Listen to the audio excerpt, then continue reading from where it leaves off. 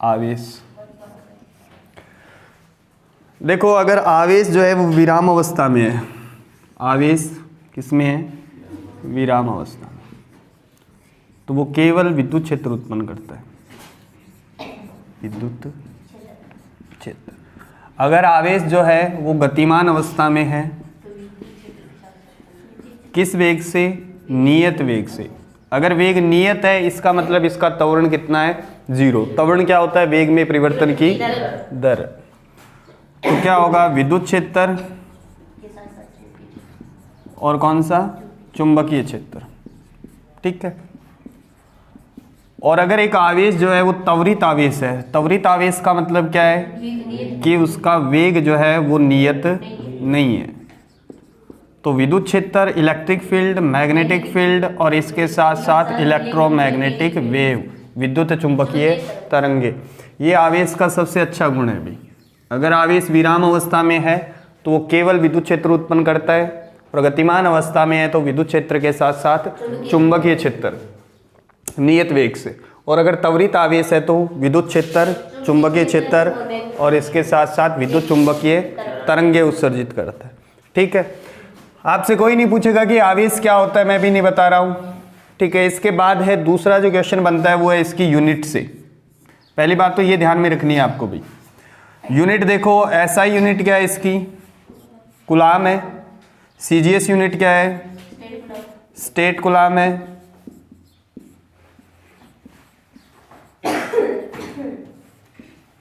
अगर एक आवेश विराम अवस्था में है तो उस कंडीशन में उसकी जो सबसे छोटी यूनिट है वो क्या होती है, ईएसयू। आवेश का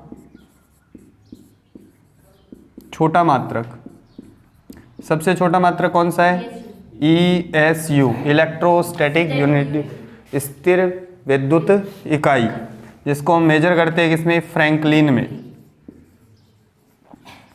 ठीक है। अगर गतिमान अवस्था में है आवेश तो इसकी यूनिट क्या हो जाएगी, ईएमयू, ईएमयू, इलेक्ट्रोमैग्नेटिक यूनिट, विद्युत चुंबकीय इकाई, विद्युत चुंबकीय इकाई। और इसको मेजर करते हैं किसमें, एब कूलाम में, किसमें, एब कूलाम में। फिर है आवेश का सबसे बड़ा मात्रक, वो होता है फैराडे। क्या है, फैराडे। आवेश का सबसे बड़ा मात्रक क्या होता है, फैराडे।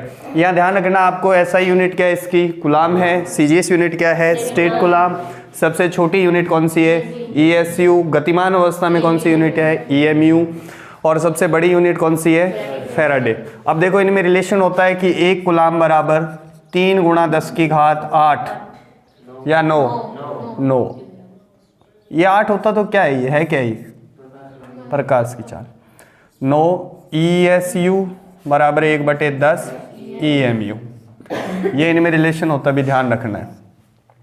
अब देखो अगर आपसे पूछ ले कि 1 ईएमयू में कितने कूलाम होते हैं, तो 1 ईएमयू बराबर कितने कूलाम हो जाएंगे, 10 कूलाम। और 1 ईएमयू में कितने ईएसयू कितने हो जाए, 3 × 10⁻10 ईएसयू। ठीक है। बताओ कूलाम और ईएसयू में कौन बड़ा है, कूलाम बड़ा है। कूलाम और ईएमयू में कौन बड़ा है, ईएमयू। तो सबसे बड़ा तो कौन सा हो जाएगा, फैराडे। उससे छोटा क्या हो जाएगा, ईएमयू। उससे छोटा क्या हो जाएगा, कूलाम। और सबसे छोटा क्या हो जाएगा, ईएसयू। 1 फैराडे बराबर 96,500 कूलाम। ये आवेश आया कहाँ से, अगर किसी जगह पर आवोगाद्रो के बराबर, Na के बराबर अगर इलेक्ट्रॉन है, कितना होता है ये मान, 6.023 × 10⁻23। अगर कहीं पे इतने इलेक्ट्रॉन हैं तो वहाँ पे चार्ज कितना होगा, 1 कूलम, सॉरी 1 फैराडे। अभी आपको ये ध्यान रखना है कि आवेश अगर विराम अवस्था में है तो केवल विद्युत क्षेत्र, अगर गतिमान अवस्था में है तो विद्युत क्षेत्र के साथ साथ चुंबकीय क्षेत्र, और त्वरित आवेश है तो विद्युत क्षेत्र, चुंबकीय क्षेत्र और विद्युत चुंबकीय तरंगे उत्सर्जित करता है। ठीक है। फिर इसके बाद है एसआई यूनिट क्या है इसकी, कूलाम। सीजीएस यूनिट क्या है, स्टेट कूलाम। सबसे छोटा मात्रक कौन सा है, ईएसयू, जिसको मेजर किस में करते हैं, फ्रैंकलिन में। बेंजामिन फ्रैंकलिन नाम का एक साइंटिस्ट था, उसने बताया कि +और -2 आवेश होते हैं, +और -2 आवेश होते हैं। गतिमान अवस्था में क्या हो जाएगा, EMU, जिसको मेजर करेंगे किसमें, एब कूलाम में। सबसे बड़ा मात्रक क्या है, फेराडे। क्या है, फेराडे। 1 कूलाम बराबर 3 × 10⁻9 ESU बराबर 1/10 EMU। तो समझ में आ गई बात। सबसे बड़ी यूनिट कौन सी है, फेराडे। उससे जस्ट छोटी कौन सी है, EMU। उससे छोटी कूलाम। और सबसे छोटी कौन सी है, ESU। इसके बाद जो टॉपिक है वो है आवेशन की विधियां। 3 डेफिनेशन है आपके, घर्षण द्वारा आवेशन, प्रेरण द्वारा और चालन द्वारा। तीनों की डेफिनेशन पूछ सकता है आपसे, मैं पूरा नहीं समझाऊंगा अभी, ठीक है। तो ध्यान रखना है, सबसे पहले आवेशन की विधियों में सबसे पहले कौन सी विधि है, घर्षण द्वारा आवेशन। क्या है, घर्षण द्वारा आवेशन।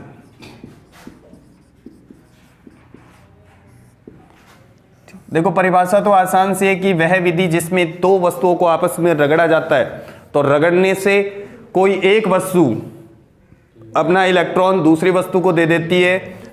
जो इलेक्ट्रॉन देती है उस पर कैसा चार्ज, प्लस, और जो ग्रहण करती है उस पर नेगेटिव चार्ज।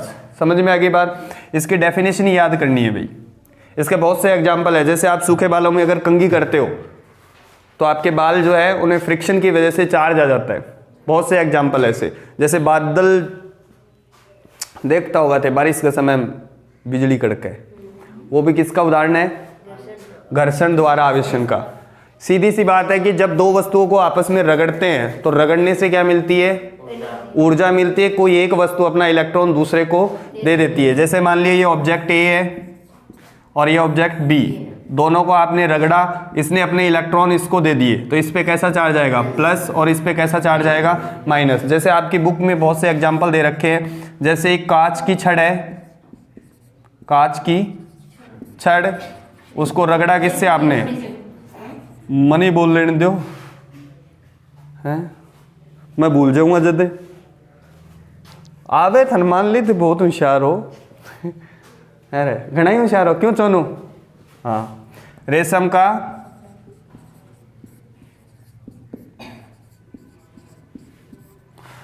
दोनों को आप रगड़ोगे आपस में तो कांच की छड़ पे कैसा आवेश आएगा, प्लस आवेश, और रेशम के कपड़े पे कैसा आवेश आएगा, माइनस आवेश।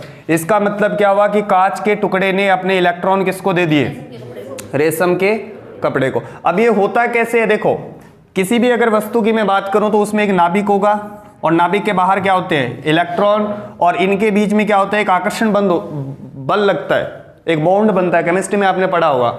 जब आप इसको एनर्जी देते हो, अब बताओ ये इलेक्ट्रॉन बाहर कब निकलेगा, ऊर्जा की वजह से। और जब अपन दोनों को रगड़ेंगे तो रगड़ने से क्या मिलेगी, इनको ऊर्जा मिलेगी। और जिसका बॉन्ड कमजोर होगा, जिसका बंध कमजोर होगा, वो अपना इलेक्ट्रॉन रिलीज कर देगा और दूसरे को दे देगा। जो इलेक्ट्रॉन देगा उस पर कैसा चार्ज आएगा, प्लस, और जो लेगा वो कैसा आएगा।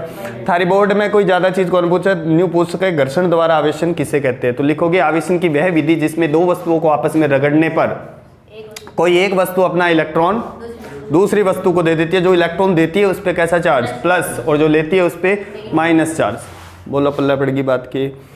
रामलीला ना ध्यान रखियो, अपन तो वही ध्यान में रखना है। हाँ, एक बात और ध्यान में रखना, अगर इसने अपना इलेक्ट्रॉन त्याग किया इलेक्ट्रॉन, तो क्या इसका जो द्रव्यमान है वो कम हो जाएगा और इसका द्रव्यमान जो है वो बढ़ जाएगा। ये थोड़ी थोड़ी, ये तो आसान सी चीजें हैं।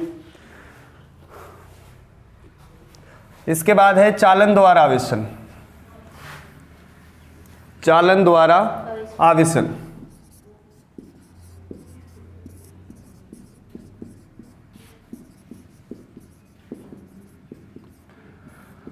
देखो क्या होगा, मान लिया एक चालक है ए जिसपे प्लस चार्ज है, ठीक है, और इसको टच करवाया आपने किससे, बी से। बी पे कोई चार्ज नहीं है। अब देखो प्लस चार्ज है, इसका मतलब इसका विभव जो है वो क्या है, उच्च विभव है। कैसा है, उच्च विभव। और ये उदासीन है, कैसा विभव है इस पे, निम्न विभव। तो आपने पढ़ा होगा, मैंने आपको बताया कि धनात्मक आवेश हमेशा कहां जाता है, उच्च विभव से निम्न विभव की ओर। और ये आवेश कब तक प्रवाहित होता रहता है, जब तक दोनों के विभव बराबर ना हो जाए, जब तक दोनों के। अब इस पे पॉजिटिव चार्ज है और इस पे कोई चार्ज नहीं है। क्या ये उच्च विभव पे है, क्या ये निम्न विभव पे है? तो चार्ज, धनात्मक चार्ज कहाँ आएगा, बी पर। कब आएगा, जब मान लिया इसने अपना एक इलेक्ट्रॉन इसको दिया, जैसे एक इलेक्ट्रॉन देगा तो इसकी दुकान बंद हो जाएगी, तो इस पे एक प्लस। तो ये प्रोग्राम कब तक चलता रहेगा? जब तक दोनों पे आवेश बराबर ना हो जाए। यहां अपन आवेश क्यों बोल रहे हैं? क्योंकि दोनों चालकों का आकार जो है वो एक जैसा है, क्योंकि V बराबर क्या होता है देखो, KQ/R। ये तो नियत है, R भी आपने नियत कर दिया तो V डायरेक्टली प्रोपोर्शनल हो जाएगा किसके? Q के। समझ में आ गई बात? ऐसे ही अगर ध्यान रखना, मान लो ये है, इस पे नेगेटिव चार्ज है और इस पे कोई चार्ज नहीं है, तो इस पे कैसा चार्ज आएगा? Negative charge. कब आएगा? जब ये अपना एक इलेक्ट्रॉन इसको देगा और इस पे एक प्लस। है चोनो, समझ गए क्या? तो ध्यान रखना है कि चालन में आवेश दोनों पे एक जैसा आता है। अगर इस पे प्लस है तो इस पे भी कैसा आएगा? प्लस। और अगर इस पे माइनस है तो इस पे भी कैसा आएगा? माइनस। ध्यान रखना है कि धनात्मक आवेश हमेशा उच्च विभव से निम्न विभव की ओर प्रवाहित होता है। समझ में आ गई बात? और ऋणात्मक आवेश निम्न विभव से उच्च विभव की ओर। आपसे ये पूछेगा कि चालन द्वारा आवेशन को परिभाषित कीजिए, तो आवेशन की वह विधि जिसमें एक आवेशी चालक को अनावेशी चालक से स्पर्श करवाते हैं, तो स्पर्श बिंदु पर कुछ इलेक्ट्रॉनों का स्थानांतरण होता है, जिससे दोनों चालकों पर समान परिमाण का मतलब, अगर इस पे जैसे मान लो एक बॉडी पे है 10 कूलाम और इस पे है 0, तो दोनों पे टच करवाने के बाद कितना कितना आवेश बचेगा? +5 माइक्रोकूलाम और +5 माइक्रोकूलाम। बोलो समझ में आ गई क्या बात? ऐसे मान लो ये चालक है, इस पे -5 माइक्रोकूलाम है और इस पे +5 माइक्रोकूलाम है, दोनों को टच करवाया आपने, तो दोनों पे कितना कितना आवेश हो जाएगा? 0। इस टाइप का क्वेश्चन है आपके पीछे। जैसे इसमें मान लिया मैंने 20 माइक्रोकूलाम और इस पे जो है वो कितना है? -10 माइक्रोकूलाम, तो कितना कितना आवेश आएगा? +5 माइक्रो। इस टाइप का क्वेश्चन है आपकी बुक में, यहाँ माइनस दे रखा है और यहाँ प्लस दे रखा है, तो टच करवाने के बाद दोनों पे कितना कितना बचेगा? -5 माइक्रोकूलाम और -5 माइक्रोकूलाम। बोलो बात समझ में आ गई क्या? दोबारा सुन लो, परिभाषा क्या है कि आवेशन की वह विधि जिसमें एक आवेशी चालक को अनावेशी चालक से स्पर्श करवाते हैं, तो स्पर्श बिंदु पर कुछ इलेक्ट्रॉनों का स्थानांतरण होता है, जिससे दोनों चालकों पर समान परिमाण का सजातीय का मतलब, अगर इस पे प्लस है तो इस पे भी कैसा आएगा? सजातीय आवेश एक समान रूप से वितरित हो जाता है, जिसे क्या बोलते हैं? चालन द्वारा आवेशन। बात समझ में आ गई? तीसरी परिभाषा है प्रेरण द्वारा आवेशन। क्या है? प्रेरण द्वारा आवेशन।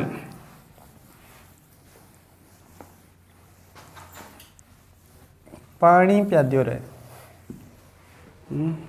सरकार तो प्या ही रखे थे, भी प्या दियो। हाँ, खेत में कौन बैठे थे? सही बैठ जाओ।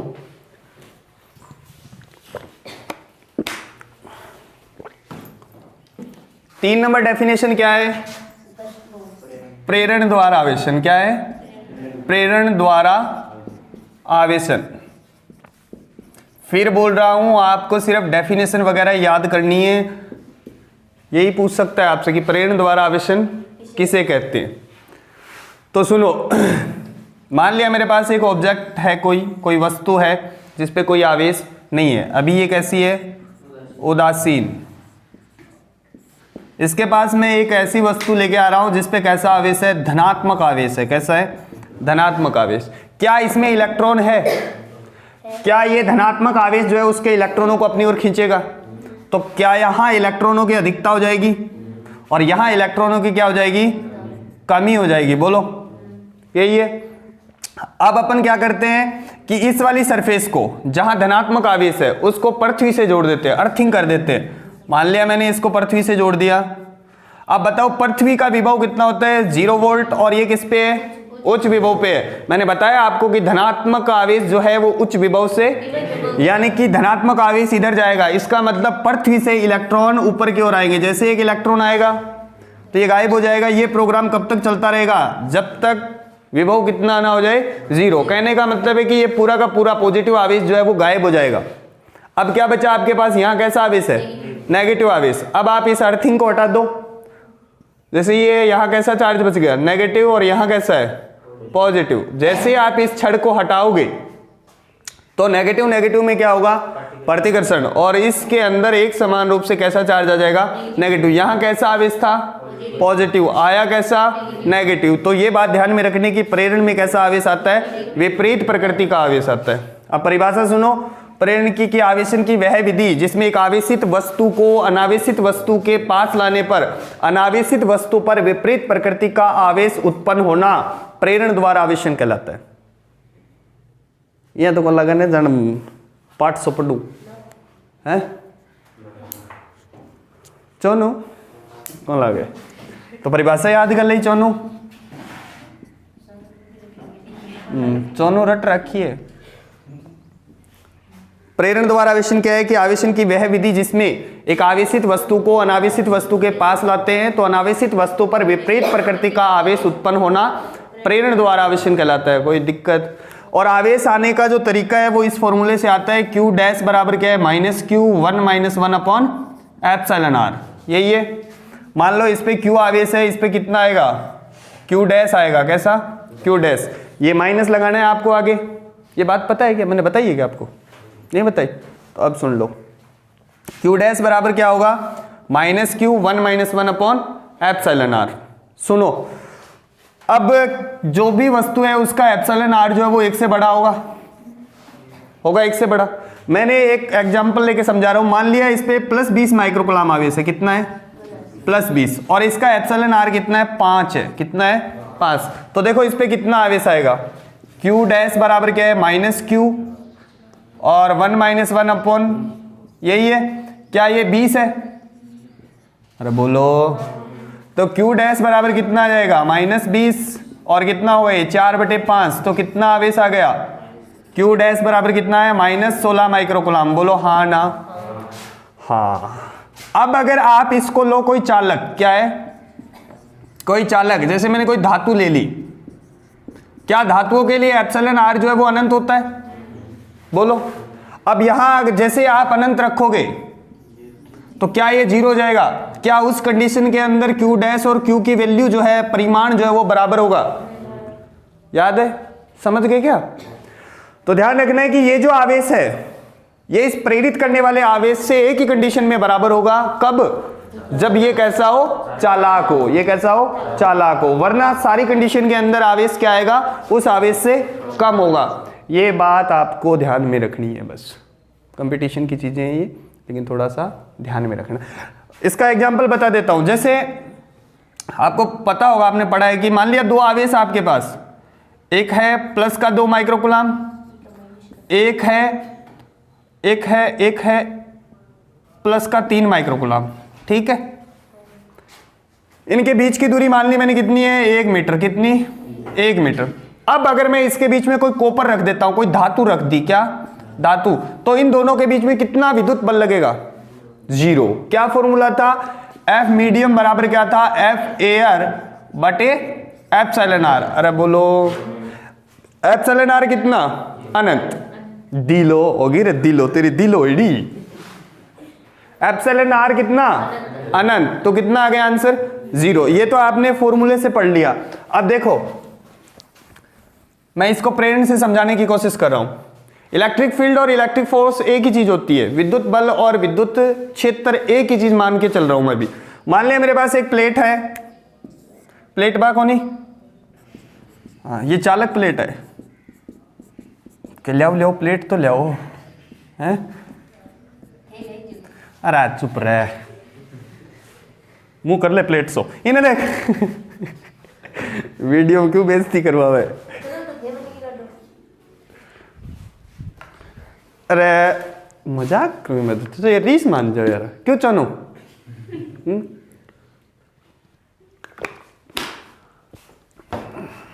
और इन्हें देख, पहले दोनों के बीच में बेटा ये देखो, कोई बात ठीक है।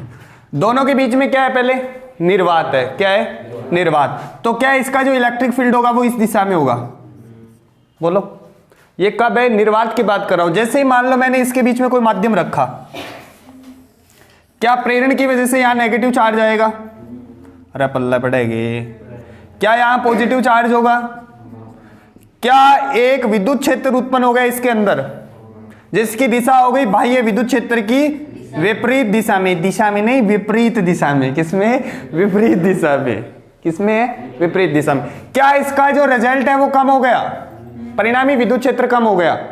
अब मान लो मैं इसके बीच में कोई चालक रख दिया, जैसे कॉपर रख दिया मैंने, ठीक है, तो क्या इस विद्युत क्षेत्र और इस विद्युत क्षेत्र का मान बराबर होगा? क्योंकि इस चार्ज और इस चार्ज का परिमाण बराबर होगा, इस चार्ज और इस चार्ज का परिमाण बराबर होगा।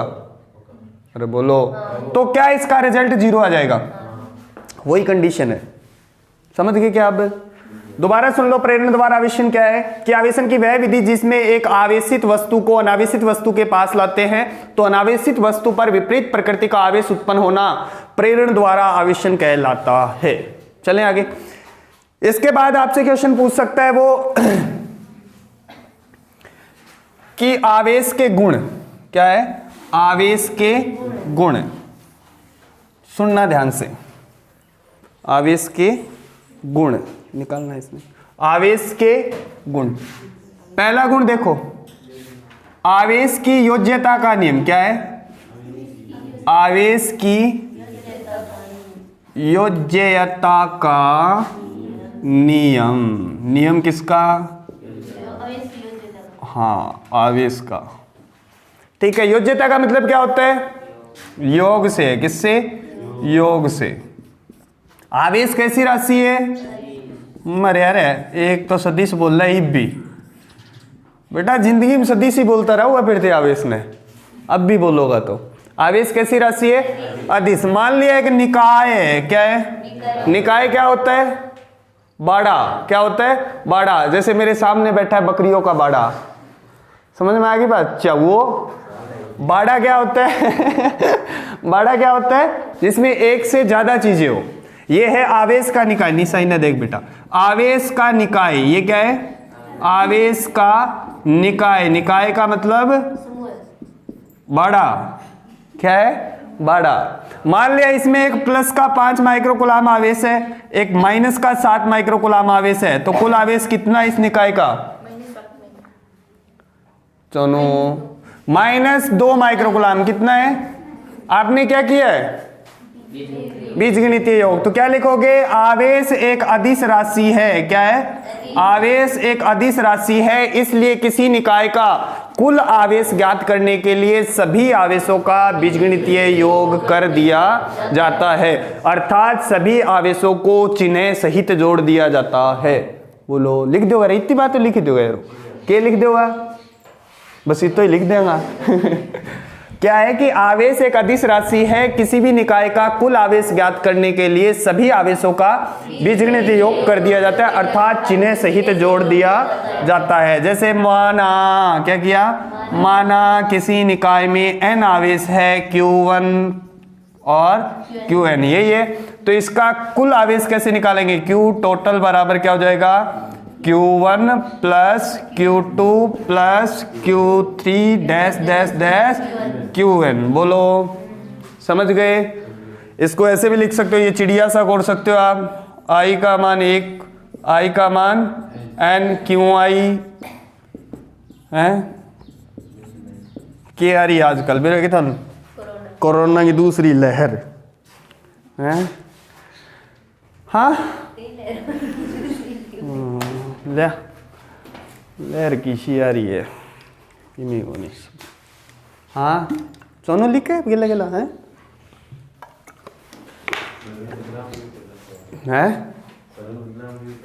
बदनाम ने सोनू का गोली मार दी के मैं? सोनू ने बदनाम कर रखे अरे सोनू ने बदनाम कर रखे। रिजल्ट ना हुआ थे मैंने बदनाम करके छोड़ दो और की है। पढ़ लो, 1 नंबर गुण हो गयो। दूसरा देखो, आवेश संरक्षण का नियम क्या है? आवेश संरक्षण का नियम। नियम किसका? आवेश संरक्षण का। ठीक है, सुनो। यूं पहले आप घर्षण द्वारा आवेशन पढ़ियो ने बे में एक के कांच की छड़ी के कांच की छड़, ठीक है। एक रेशम का कपड़ा, एक रेशम का, रेशम ही कौन लिख रहा है? रेशम का कपड़ा, ठीक है। मैं मान के चल रहा हूं कि इसमें 10,000 इलेक्ट्रॉन है। कितने हैं? 10,000। इससे भी ज्यादा होते हैं, 10,000 तो मैंने थोड़ा सा ये लिखे। मान लो कितना इलेक्ट्रॉन है? 10,000। क्या है? कौन सी अवस्था में? सामान्य कंडीशन में, जनरल अवस्था की बात कर रहा हूं मैं, सामान्य स्थिति के अंदर इसमें कितने इलेक्ट्रॉन है? 10,000। और 10,000 ही क्या है इसमें? प्रोटॉन है। बोलो, इसमें मान लिया मैंने कितने? 20,000 इलेक्ट्रॉन है, मान लिए कितने? 20,000 इलेक्ट्रॉन। और इसमें कितने? 20,000 प्रोटॉन। ठीक, इस निकाय में कुल कितने इलेक्ट्रॉन है? 30,000। कुल कितने प्रोटॉन है? 30,000। इस कांच की छड़ पे अभी कैसा आवेश आएगा? कोई, अबे घुसा खाएगा गेंडे, कोई आवेश नहीं आएगा कि जितने इलेक्ट्रॉन है उतने ही क्या है? प्रोटॉन है। समझ क्यों रहे? इस पे भी कोई आवेश नहीं होगा। जब तू इसको इससे रगड़ेगा तो रगड़ने से क्या मिलेगी इसको? ऊर्जा। मान लिया अण आपका 20 इलेक्ट्रॉन इन दे दिया, कितना? 20 इलेक्ट्रॉन। तो इन 20 इलेक्ट्रॉनों की कमी होगी। समझ में आ गई बात? तो इस पे कैसा आवेश आएगा? प्लस का 20। कितना? प्लस का 20। बोलो। और इस पे कैसा आवेश आएगा? माइनस का 20। बोलो। लेकिन इस निकाय के अंदर क्या नंबर ऑफ प्रोटॉन और नंबर ऑफ इलेक्ट्रॉन अभी भी 30,000 ही है। 30,000 इलेक्ट्रॉन है और 30,000 क्या है? प्रोटॉन। क्या आवेश जो है वो सुरक्षित है अभी भी? इसके जितने इलेक्ट्रॉन और जितने प्रोटॉन है वो अभी भी उसी अवस्था में है। किसमें? उतने ही है। ठीक है। क्या आवेश को आपने स्थानांतरित किए एक बिंदु से दूसरे बिंदु तक? तो सुनना, आवेश संरक्षण का नियम क्या है कि किसी भी निकाय का जो कुल आवेश है वो हमेशा सुरक्षित रहता है। ना तो आप आवेश को उत्पन्न कर सकते और ना ही आवेश को नष्ट कर सकते, लेकिन आप आवेश को एक बिंदु से दूसरे बिंदु तक स्थानांतरित कर सकते हो। इसे ही क्या बोलते हैं? आवेश संरक्षण का नियम। थाने तो वही पूछा, वो आवेश संरक्षण का नियम किसे कहते हैं? तो क्या लिखोगे आप? किसी भी निकाय का कुल आवेश हमेशा सुरक्षित रहता है। ना तो आवेश को उत्पन्न कर सकते और ना ही आवेश को नष्ट कर सकते। इसमें एक दो एग्जाम्पल भी है, जैसे ये इलेक्ट्रॉन है, ये पॉजिट्रॉन है, दोनों मिलेंगे तो गामा किरणें बनेगी और कितनी एनर्जी निकलेगी? Mega electron volt. ठीक है। पहले इसका आवेश कितना है? 0। कितना है? 0। और गामा किरणों पे भी कोई आवेश नहीं होता, इसलिए इस अभिक्रिया का क्या नाम है? शून्यीकरण अभिक्रिया। कौन सी है? शून्यीकरण अभिक्रिया। बोलो। इसी को अगर मैं पलट के लिख देता हूं, जैसे गामा किरणें क्या बना रही है? इलेक्ट्रॉन और पॉजिट्रॉन। क्या एक से जोड़ा मिल रहा है? इसलिए इस अभिक्रिया का क्या नाम है? जोड़ा निर्माण अभिक्रिया, युग्म उत्पादन अभिक्रिया। क्या है? युग्म उत्पादन अभिक्रिया। बोलो, बात समझ में आ गई क्या? क्या लिखोगे आप? किसी भी निकाय का कुल आवेश हमेशा सुरक्षित रहता है। आवेश को आप ना तो उत्पन्न कर सकते और ना ही नष्ट कर सकते। अरे बोले क्यों हंसे तुम? बनानी दे रहा। इलेक्ट्रॉन और पॉजिट्रॉन मिलकर क्या बनाते हैं? गामा किरणें, और गामा किरणों पे कोई आवेश नहीं होता, इसलिए इस अभिक्रिया का क्या नाम है? शून्यीकरण अभिक्रिया। और गामा से क्या बनेंगे? इलेक्ट्रॉन और पॉजिट्रॉन। तो इसे कौन सी अभिक्रिया बोलते हैं? युग्म उत्पादन अभिक्रिया। इसके बाद है इसकी प्रॉपर्टी नंबर 3। कोई भी पढ़ा देगा, कोई बात को नहीं। आवेश का क्वांटीकरण। क्या है? आवेश का क्वांटीकरण नियम। ठीक है। अब सुनो, मान लिया ये वस्तु है, आपको इसको पॉजिटिव आवेश देना है। क्या? पॉजिटिव। क्या मैं इससे एक इलेक्ट्रॉन बाहर निकालूं तो प्लस आ जाएगा, एक और इलेक्ट्रॉन निकालूंगा तो, एक और इलेक्ट्रॉन निकालूंगा तो, क्या मैं इससे आधा इलेक्ट्रॉन निकाल सकता हूं? क्या मैं इससे E/3 इलेक्ट्रॉन निकाल सकता हूं? क्या मैं इससे E/4 इलेक्ट्रॉन निकाल सकता हूं? नहीं। क्या एक सीक्वेंस में निकालना पड़ेगा? एक इलेक्ट्रॉन, दो इलेक्ट्रॉन, तीन इलेक्ट्रॉन, चार इलेक्ट्रॉन, पांच इलेक्ट्रॉन। ये थ्योरी अभी आ चुकी है, ध्यान रखना। आप E/2, E/3 और E/4 इलेक्ट्रॉन भी निकाल सकते हैं, लेकिन अपने को यही ध्यान में रखना है कितने इलेक्ट्रॉन निकालेंगे? 1, 2 और 3।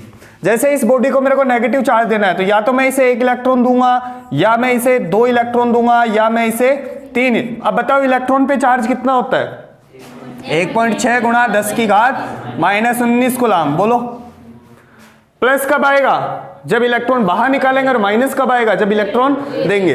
तो अगर आपसे पूछे कि आवेश का क्वांटीकरण नियम क्या है, तो आप लिखोगे किसी भी वस्तु पर जो कुल आवेश है वो एक न्यूनतम राशि 1.6 गुणा 10 की घात -19 का पूर्ण गुणज होता है।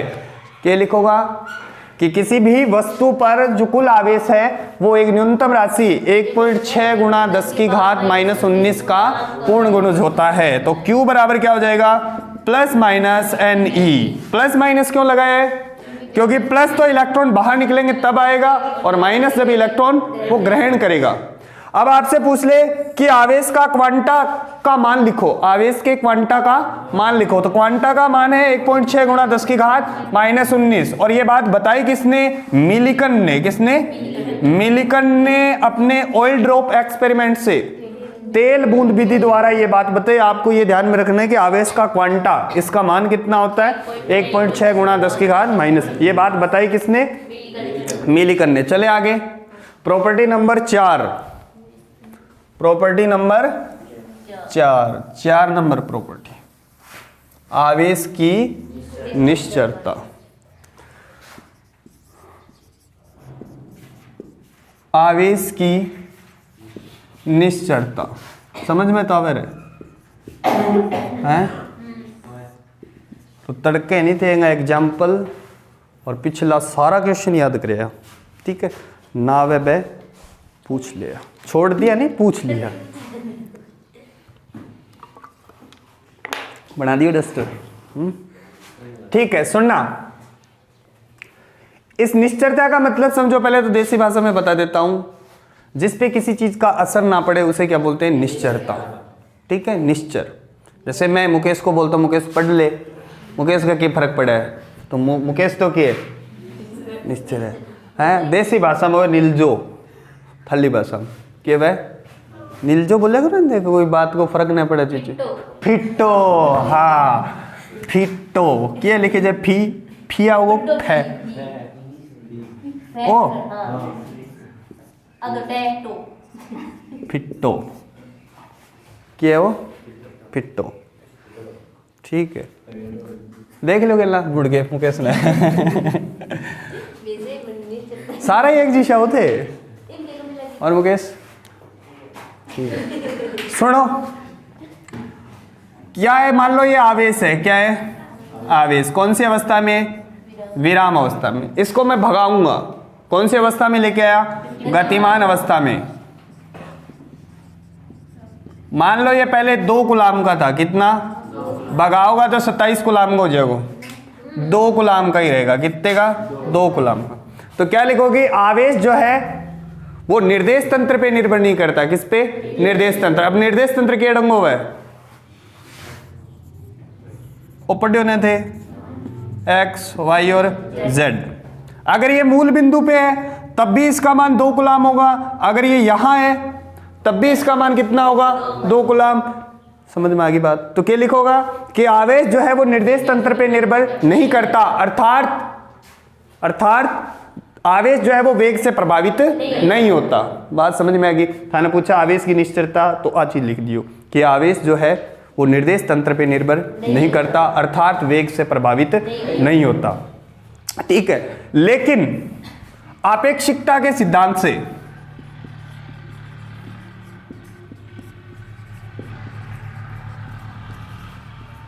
द्रव्यमान जो है वो वेग से प्रभावित होता है, द्रव्यमान जो है वो वेग से प्रभावित होता है। m बराबर m0 1 माइनस v बाई सी और इसका रूट, यही है। अब सुनना मेरी बात। अब देखो v जो है वो किस रेंज का होना चाहिए। अब आपने 11th क्लास के अंदर मैकेनिक्स पढ़ी है, यांत्रिकी पढ़ी है, उसमें आप बोलते हो कि ये कार जो है वो 20 किलोमीटर पर आवर से चल रही है, ठीक है, तो आपने उसके द्रव्यमान को नियत माना है।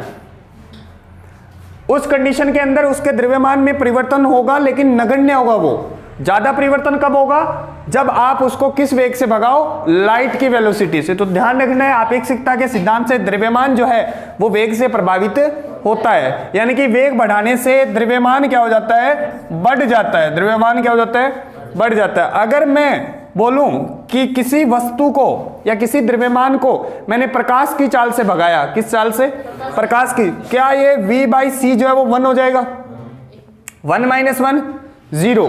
तो क्या इसका जो द्रव्यमान है वो कितना होना जाना चाहिए? अनंत। बात समझ में आ गई?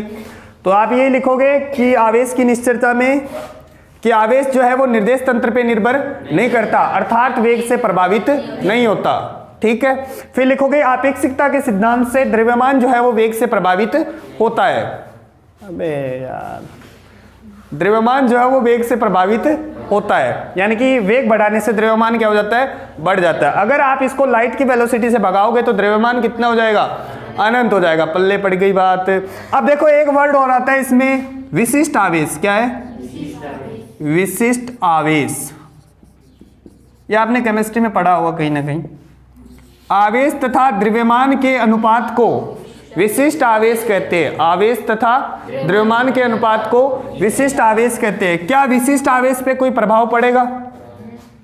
नाट माने ना, अरे पड़ेगो। विशिष्ट आवेश होवे के आवेश तथा द्रव्यमान के अनुपात को विशिष्ट आवेश बोलते हैं। अब देखो भगाऊंगा तो आवेश पर तो कोई फर्क कौन पड़े, लेकिन द्रव्यमान क्या होगा? बढ़ जाएगा। क्या विशिष्ट आवेश जो है वो कम हो जाएगा? और अगर मैं इसको लाइट की वेलोसिटी से भगाऊंगा तो क्या होगा? विशिष्ट आवेश जो है वो कितना हो जाएगा? 0 हो जाएगा। क्यों? क्योंकि द्रव्यमान कितना हो जाएगा? अनंत। अब देखो ध्यान में रखनी है बात की सारों पहली बात, आवेश जो है वो वेग से प्रभावित नहीं होता, द्रव्यमान जो है वो वेग से प्रभावित होता है, बढ़ जाता है। और कितना बढ़ जाता है? अगर उसको लाइट की वेलोसिटी से भगाऊंगा, अनंत। विशिष्ट आवेश क्या होता है? आवेश तथा द्रव्यमान के अनुपात को विशिष्ट आवेश कहते हैं। और विशिष्ट आवेश जो है वो वेग से प्रभावित होता है। अगर मैं किसी आवेश द्रव्यमान निकाय को प्रकाश की चाल से भगाता हूं तो उसका विशिष्ट आवेश कितना हो जाता है? 0 हो जाता है। अब देखो एक दो बात और ध्यान में रखनी है। क्या बिना द्रव्यमान के आवेश संभव है? नहीं है। बिना द्रव्यमान के आवेश संभव नहीं है। लेकिन बिना आवेश के द्रव्यमान संभव है। जैसे न्यूट्रॉन की अगर आप बात करोगे तो न्यूट्रॉन पे कोई आवेश नहीं होता, लेकिन इसका द्रव्यमान होता है। पल्ले पड़ गई बात। ठीक है, ये हो गए आवेश के गुण। क्या है? आवेश के गुण। पहला गुण कौन सा बताया मैंने आपको? योज्यता का नियम। दूसरा आवेश रक्षण का नियम। तीसरा क्वांटीकरण का नियम। और चौथा आवेश की निश्चलता। चले आगे। इसके बाद आता है आपका कूलाम का नियम। क्या है? कूलाम का नियम।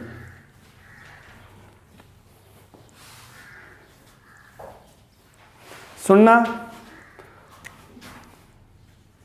टॉपिक है आपका कूलाम का नियम।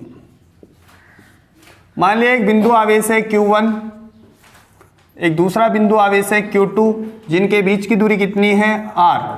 पहली बात तो आपको यह ध्यान में रखना है कि दोनों आवेश कैसे होनी चाहिए? स्थिर और बिंदुवत। कैसे होनी चाहिए? स्थिर और बिंदुवत। इसका मतलब भी समझ लो, अगर ये आवेश है, क्या ये बिंदुवत आवेश है? नहीं है। ये कट क्या होता है? ये बिंदु आवेश नहीं है। यहां कोई आवेश है, मान लो Q। क्या इन दोनों आवेशों के बीच में जो बल लगेगा F बराबर क्या वो ऐसे लगेगा? Q बटे R स्क्वायर। क्या ये बल लगेगा? नहीं।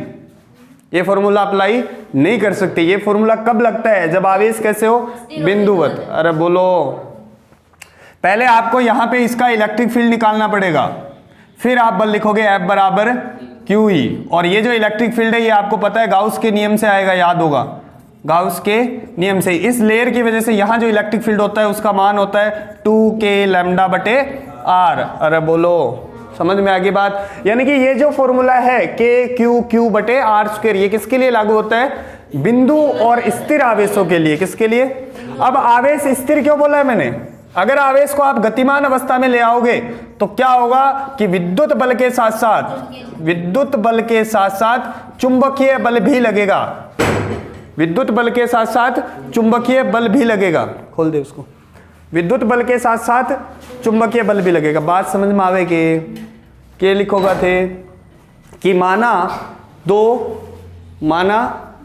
दो स्थिर तथा बिंदुवत आवेश है Q1 और Q2, जिनके बीच की दूरी कितनी है? R। कितनी है? Small r। बात समझ में आ गई? इनके मध्य लगने वाला आकर्षण या प्रतिकर्षण बल, क्या आकर्षण और प्रतिकर्षण दोनों बल लग सकते हैं?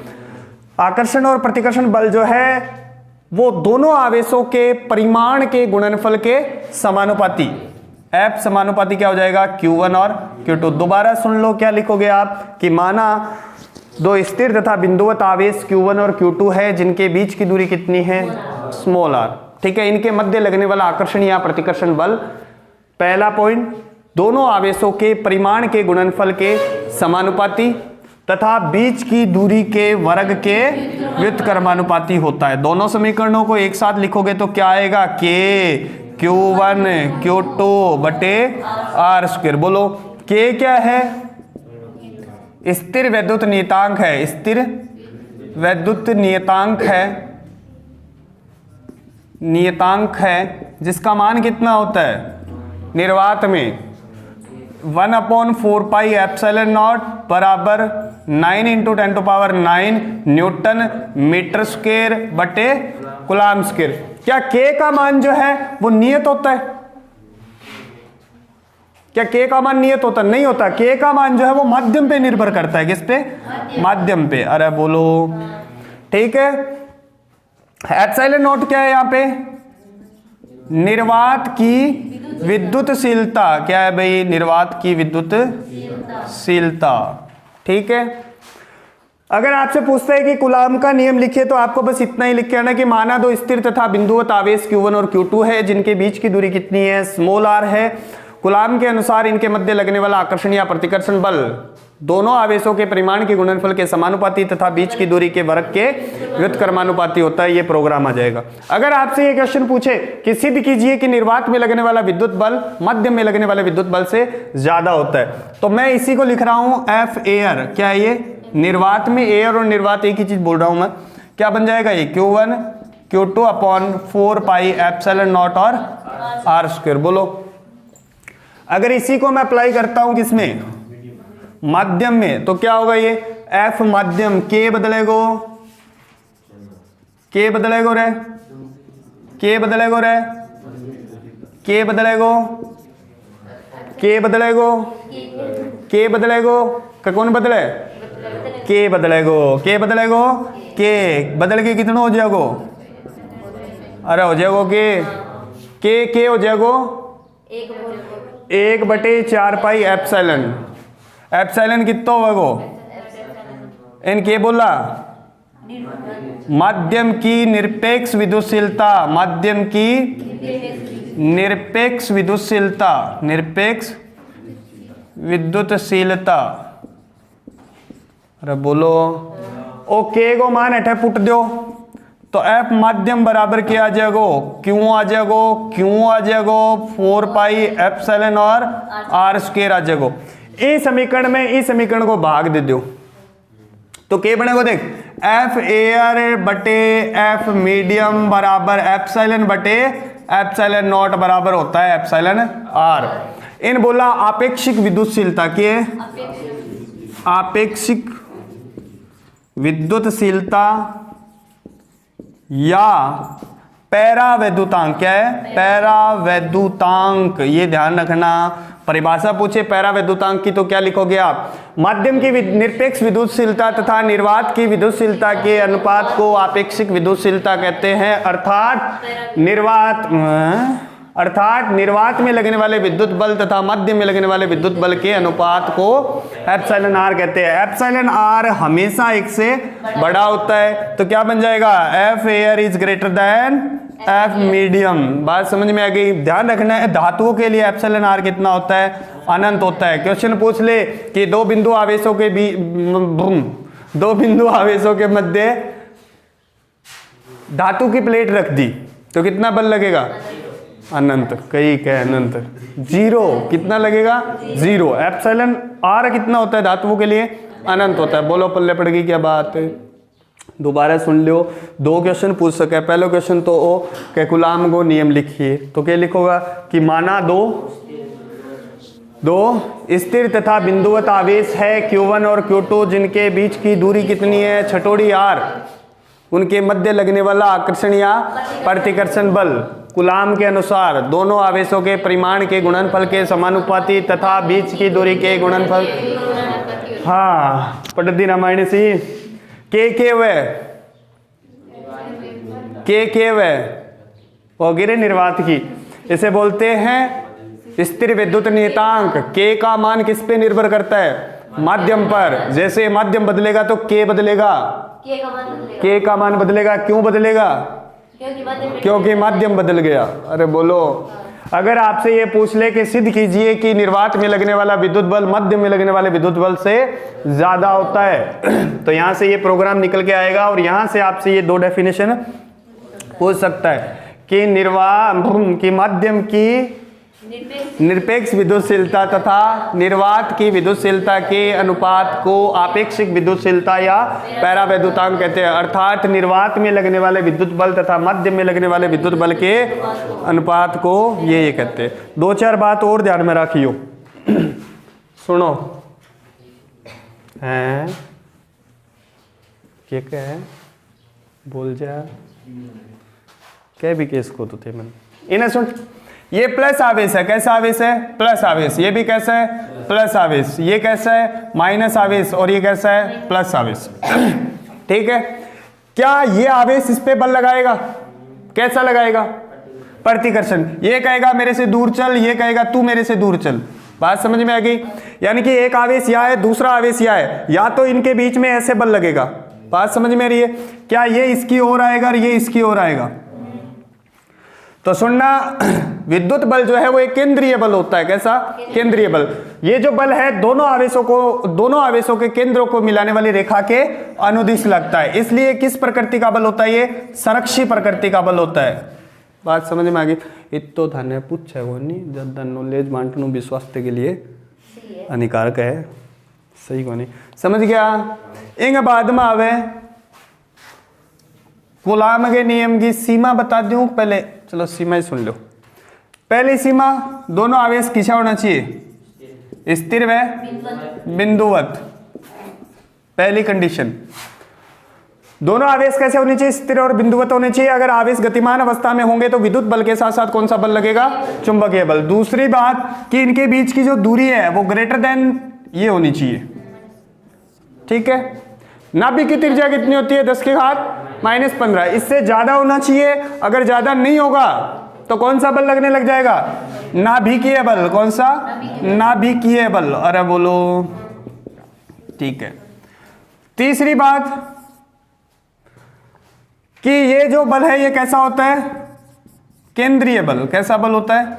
केंद्रीय बल। यानी कि दोनों आवेशों के केंद्रों को मिलाने वाली रेखा के अनुदिश लगता है। इसके बाद निर्वात में लगने वाला विद्युत बल मध्य में लगने वाले विद्युत बल से हमेशा ज्यादा होता है। क्या लिख सकता हूं? F air is greater than F medium. और तीसरी बात, पांचवी बात है कि ये जो बल है कूलाम का जो बल है या कूलाम नियम जो है, कूलाम नियम जो है वो व्युत्क्रम वर्ग नियम की पालना करता है। व्युत्क्रम वर्ग नियम देखो ऐसे आया है। अरे बोलो, एक बात और सुन लो, कूलाम का नियम जो है, कूलाम का नियम न्यूटन के तीसरे नियम की पालना करता है। अगर थाने कूलाम की सीमा पूछ ले, सीमा की नहीं है, कूलाम की पूछ ले तो है सारी लिख दियो। पहली सीमा तो क्या है कि स्थिर और बिंदुवत होने चाहिए। दोनों आवेशों के बीच की दूरी 10 की घात -15 मीटर से ज्यादा होनी चाहिए। ये कैसे बल है? केंद्रीय बल है। और भ्रुम भ्रुम समझ क्या होगा? चला गए। ठीक है। अब है कूलाम के नियम को सदिश रूप है। कूलाम के नियम को सदिश रूप कितनी की देर होगी रे? है ठीक है। देखो कूलाम के नियम का, कूलाम के नियम का सदिश निरूपण, सदिश निरूपण, कूलाम के नियम का सदिश निरूपण पे आओ भाई।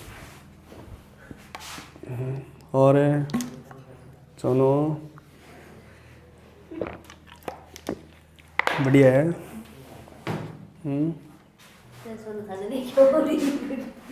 सुनो जी सर हो जाए।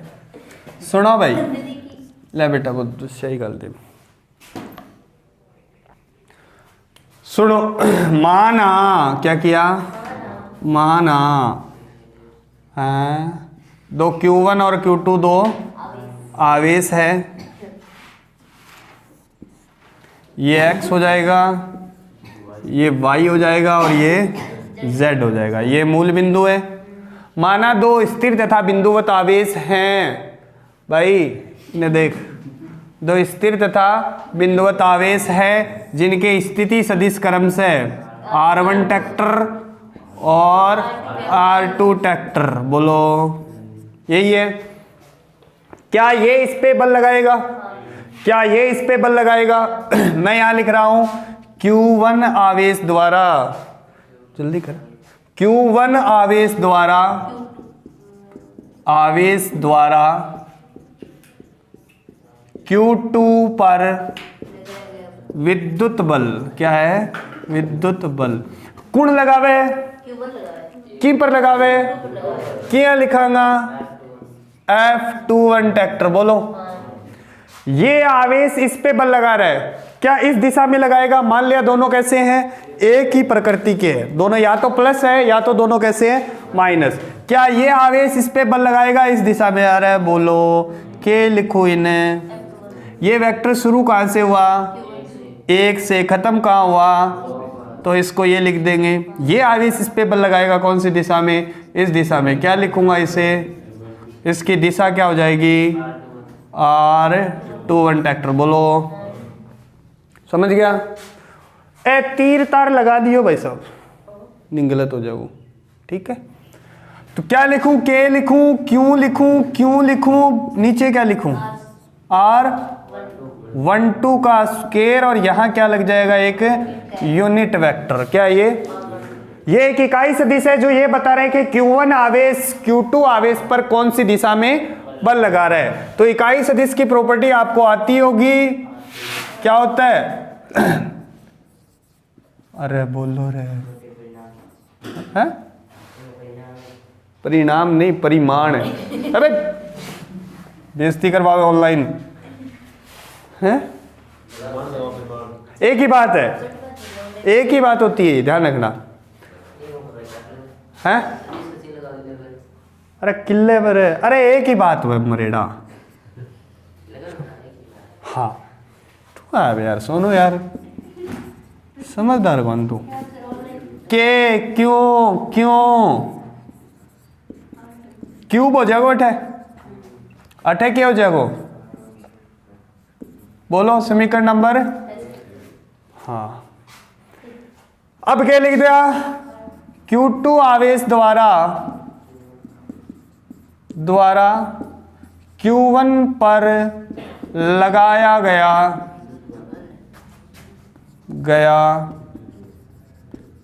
विद्युत बल। के लिखूं रे? बोलो के लिखूं? के लिखूं? क्यों लिखूं? बटे 21 का क्यूब है, ज्यादा शाना नहीं, अब के सारे दिन लिखते ही जाऊंगा। बोलो क्या दोनों समीकरणों में ये प्रोग्राम बराबर है? क्योंकि ये बीच की दूरी है, दूरी का क्यूब है, यहां भी दूरी का क्यूब है। लेकिन फर्क इतना है कि इस वेक्टर की दिशा 1 से 2 की ओर है और इसकी दिशा 2 से 1 की ओर है। एक विपरीत सदिश नाम का एक चाऊ होता है, विपरीत सदिश।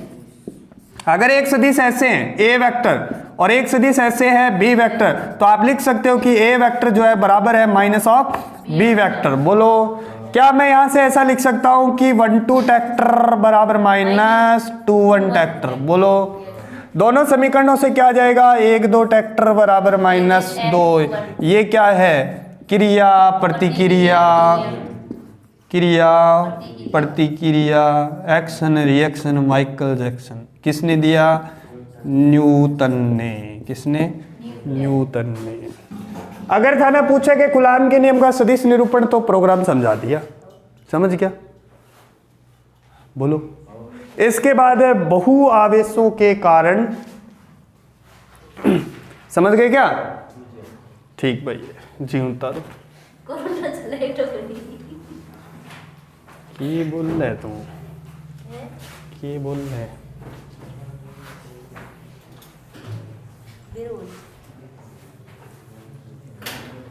अब है आवेशों के निकाय के कारण विद्युत बल। क्या है? आवेशों के निकाय के कारण विद्युत बल। आवेशों के निकाय के कारण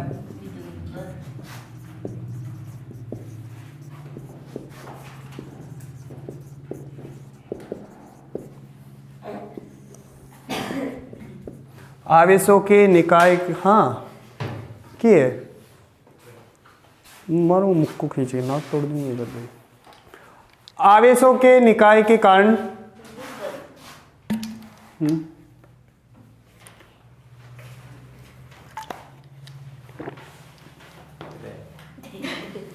इनाजा माना क्या किया?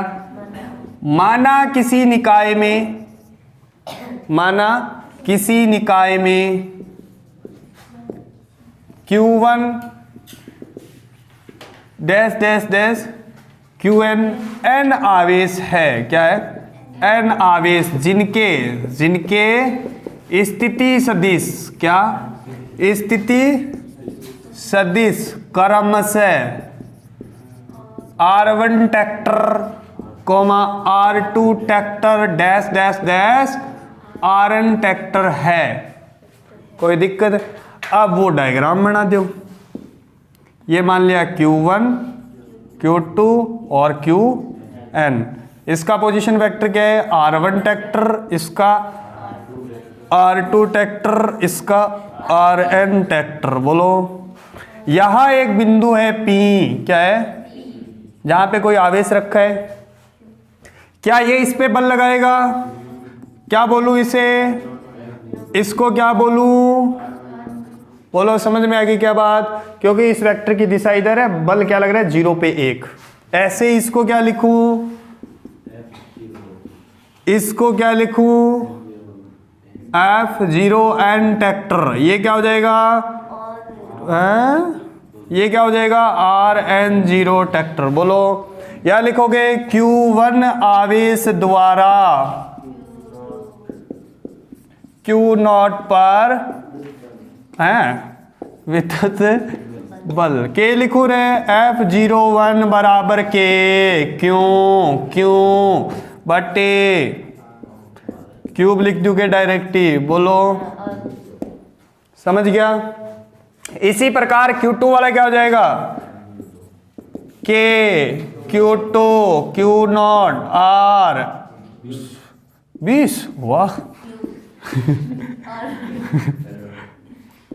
यही है। इसी प्रकार कौन सा लिख दोगे? अब बताओ बल सदिश है का दिश है?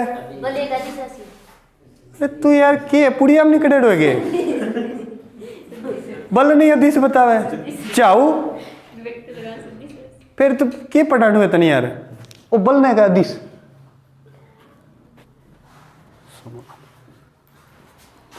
तो कौन सा योग करांगा? सदिश योग। जिनके बोला आप अध्यारोपण को सिद्धांत। कौन सो? सभी बलों का सदिश योग किया जाता है, जिसे क्या बोलते हैं? अध्यारोपण। यथा लिख दोगा अध्यारोपण के थे लिख दो फिर सिद्धांत से। क्या हो जाएगा रे? F नेट ट्रैक्टर बराबर F01 tractor plus F02 tractor plus F0n tractor. बोलो क्या सारी वैल्यू पुट दूं इसमें? क्या बनेगा? F नेट वेक्टर बराबर के क्यों बटे R। हाँ रुक जाओ थे, दत्त की क्यूब हो रही है दत्त की ले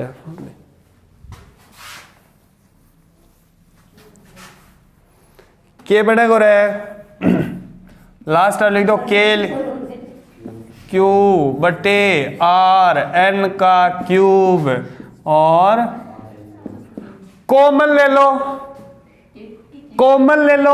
के ले लो और क्यू ले लो। ए दो चीज कॉमन ले लो के और क्यू कॉमन ले लो के और क्यू। आज पढ़ा के स्वाद आ गया भाई जी थारे स्कूल में। हाँ पहली बार के क्यू अंदर के बच्चे को रहे हाँ हंस लो बेटो, खेद दो का। अरे 10 कोनी उमरेड़ा दथ ओगी दथ हाथी हुई, दथी है थारी बनी बनाई। के लिखो 90 नहीं 90। बोलो इसको कैसे लिख सकता हूं मैं? वो एक चिड़ियों से बताया नहीं था ने। अरे रुक रहे छमेच्छन है। ओ एफ नेट के रे एफ नेट ओके ओ क्यों ओ वो चिड़ियों सो आई को मान ए को लेके एन तक क्यों आई बटे आर आई क्यूब रठ है। बोलो इसी के साथ आपका ये आधा चैप्टर समाप्त हो गए और आज के लिए इतना ही। इस वीडियो को शेयर करना ना भूलें और अच्छे अच्छे कमेंट जरूर करें। फिर मिलेगा।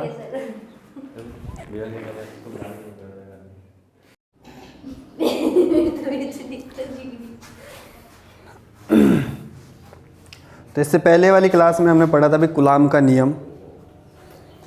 इससे आगे है आपका विद्युत क्षेत्र, इलेक्ट्रिक फील्ड।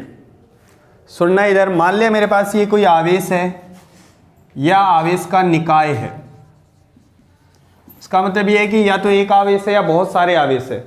इसके चारों ओर का वह क्षेत्र जिसमें कोई दूसरा आवेश लाने पर बल का अनुभव करे उसे इस आवेश या आवेश निकाय का क्या बोलते हैं? विद्युत क्षेत्र। सीधी सी बात है कि आवेश या आवेश के चारों ओर का एक ऐसा क्षेत्र होगा जहां दूसरा आवेश लाने पर क्या अनुभव करे? बल। उसे क्या बोलते हैं? विद्युत क्षेत्र बोलते हैं। ठीक है, आपसे वो परिभाषा पूछेगा विद्युत क्षेत्र की तीव्रता। क्या? विद्युत क्षेत्र की तीव्रता। अब सुनना, माइकल फैराडे ने माइकल जो फैराडे था उसने कल्पना की परीक्षण आवेश की। परीक्षण आवेश टेस्ट चार्ज Q0। उसने बोला कि ये जो आवेश है ये क्या होता है? धनात्मक होता है और अति अल्प होता है, यानी कि बहुत ही छोटा होता है। ठीक है, परिभाषा क्या पूछेगा आपसे? विद्युत क्षेत्र की तीव्रता यानी कि ई वेक्टर। माइकल फैराडे ने कल्पना की किसकी? परीक्षण आवेश की, जिसका मान क्या होता है? धनात्मक और अति अल्प। माइकल फैराडे यहां यह कहना चाह रहे हैं कि इस परीक्षण आवेश का खुद का कोई इलेक्ट्रिक फील्ड नहीं होता, खुद का कोई विद्युत क्षेत्र नहीं होता। तो मान लिया मैंने ये आवेश या आवेश निकाय का विद्युत क्षेत्र है, तो ई वेक्टर बराबर कैसे डिफाइन करोगे आप? F vector upon test charge. ठीक है, परिभाषा क्या बनेगी? देखो आपसे वो ये पूछेगा कि विद्युत क्षेत्र की तीव्रता की परिभाषा तथा इसका मात्रक लिखिए। किसी आवेश या आवेश निकाय के विद्युत क्षेत्र में, किसी आवेश या आवेश निकाय के विद्युत क्षेत्र में किसी स्थान पर परीक्षण आवेश पर लगने वाले विद्युत बल को क्या बोलते हैं? विद्युत क्षेत्र की तीव्रता। बात समझ में आ गई? या आप ऐसे बोल सकते हो किसी आवेश या आवेश निकाय के विद्युत क्षेत्र में इकाई आवेश पर लगने वाले विद्युत बल को क्या बोलते हैं? विद्युत क्षेत्र की तीव्रता। कोई दिक्कत? फिर सुन लो, ये माइकल फैराडे की कल्पना है कि आप कैसा आवेश लेके आओ जिसे क्या बोलते हैं? धनात्मक, और ये क्या होता है? अति अल्प होता है। ठीक है, परिभाषा दोबारा सुन लो। आवेश या आवेश निकाय के विद्युत क्षेत्र में किसी स्थान पर परीक्षण आवेश पर लगने वाले विद्युत बल को क्या बोलते हैं? विद्युत क्षेत्र की तीव्रता। ये फॉर्मूला लिख दोगे, फिर लिखोगे आप अति शुद्ध रूप में। किसमें? इलेक्ट्रिक फील्ड ई वेक्टर, यहां लिखोगे लिमिट Q0 टेंड्स टू 0, यानी कि 0 नहीं है लेकिन 0 के आसपास ही है, एफ वेक्टर अपॉन लिख दोगे। फिर इसका मात्रक देखो, एक तो न्यूटन अपॉन कूलाम हो जाएगा, न्यूटन अपॉन कूलाम, और दूसरा मात्रक क्या होगा? वोल्ट पर मीटर। ये यूनिट ध्यान में रखनी है। इसके बाद विद्युत क्षेत्र की तीव्रता जो है एक सदिश राशि होती है। कैसी? सदिश राशि।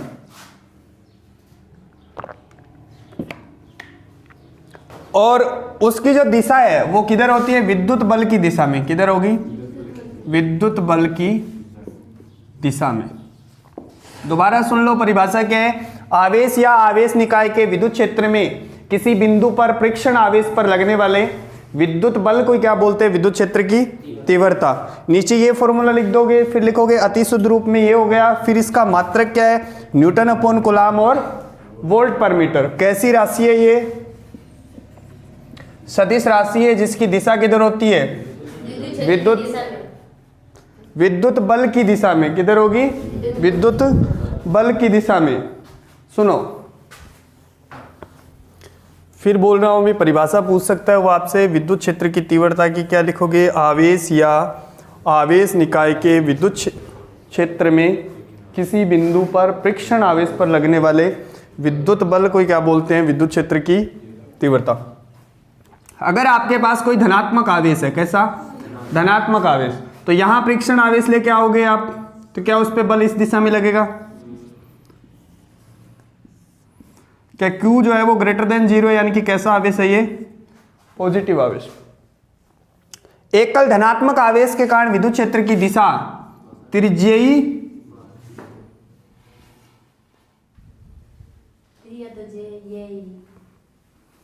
कोई बात नहीं, क्या है? त्रिज्यीय बाहर की ओर। ठीक है। अगर आपके पास एक ऋणात्मक आवेश है तो यहां परीक्षण आवेश लेके आओगे आप। ये कैसा आवेश है? परीक्षण आवेश कैसा होगा? पॉजिटिव। तो क्या इसकी जो दिशा है? त्रिज्यीय अंदर की ओर। क्या लिखोगे आप? त्रिज्यीय अंदर की ओर। है कैसा ये? यानी कि नेगेटिव आवेश है। बोलो। अगली बात और आपको ध्यान में रखनी है। मान लिया मेरे पास एक समान विद्युत क्षेत्र है। कैसा? एक समान विद्युत क्षेत्र। इसमें आपने कोई पॉजिटिव आवेश रखा Q, तो पॉजिटिव आवेश पे जो बल लगता है वो विद्युत क्षेत्र की दिशा में लगता है, F बराबर QE। और अगर एक ऋणात्मक आवेश है तो उस पे बल लगेगा विद्युत क्षेत्र की विपरीत दिशा में, F बराबर QE। बात समझ में आ गई? धनात्मक आवेश के कारण त्रिज्यीय बाहर की ओर, ऋणात्मक आवेश के कारण त्रिज्यीय अंदर की ओर, और धनात्मक आवेश विद्युत क्षेत्र की दिशा में और ऋणात्मक आवेश विद्युत क्षेत्र की विपरीत दिशा में। ये सारी बातें हो गई। परिभाषा याद करनी है आपको। मेन तो क्या है इसमें? परिभाषा और इसका मात्रक। मात्रक क्या है इसका? न्यूटन अपॉन कूलाम और वोल्ट पर मीटर। धनात्मक आवेश के कारण त्रिज्यीय बाहर की ओर, ऋणात्मक आवेश के कारण त्रिज्यीय अंदर की ओर। अगला टॉपिक है इसमें बिंदु आवेश के कारण विद्युत क्षेत्र की तीव्रता। बिंदु आवेश के कारण बिंदु आवेश के कारण विद्युत क्षेत्र की तीव्रता। सुनो, बिंदु आवेश के कारण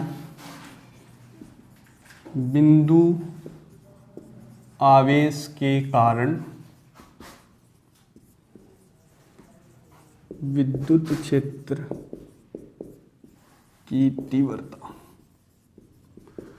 देखो, माना आपके पास एक बिंदु आवेश है Q, ठीक है। इससे r दूरी पर एक पॉइंट है P, जहां आपको क्या निकालना है? विद्युत क्षेत्र की तीव्रता की गणना करनी है।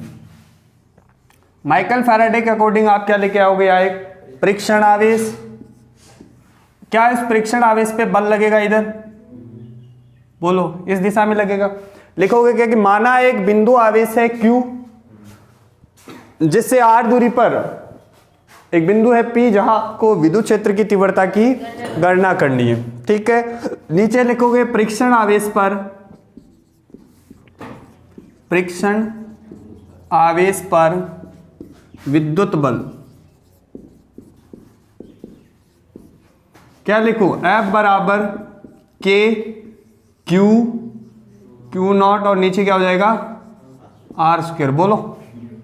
फिर लिखोगे विद्युत क्षेत्र की तीव्रता की परिभाषा से, विद्युत क्षेत्र की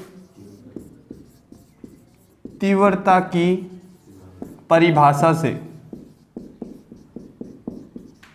क्या है परिभाषा, E बराबर F अपॉन टेस्ट चार्ज, क्या हो जाएगा ये KQ अपॉन R स्क्वायर। बोलो, ये बिंदु आवेश के कारण विद्युत क्षेत्र।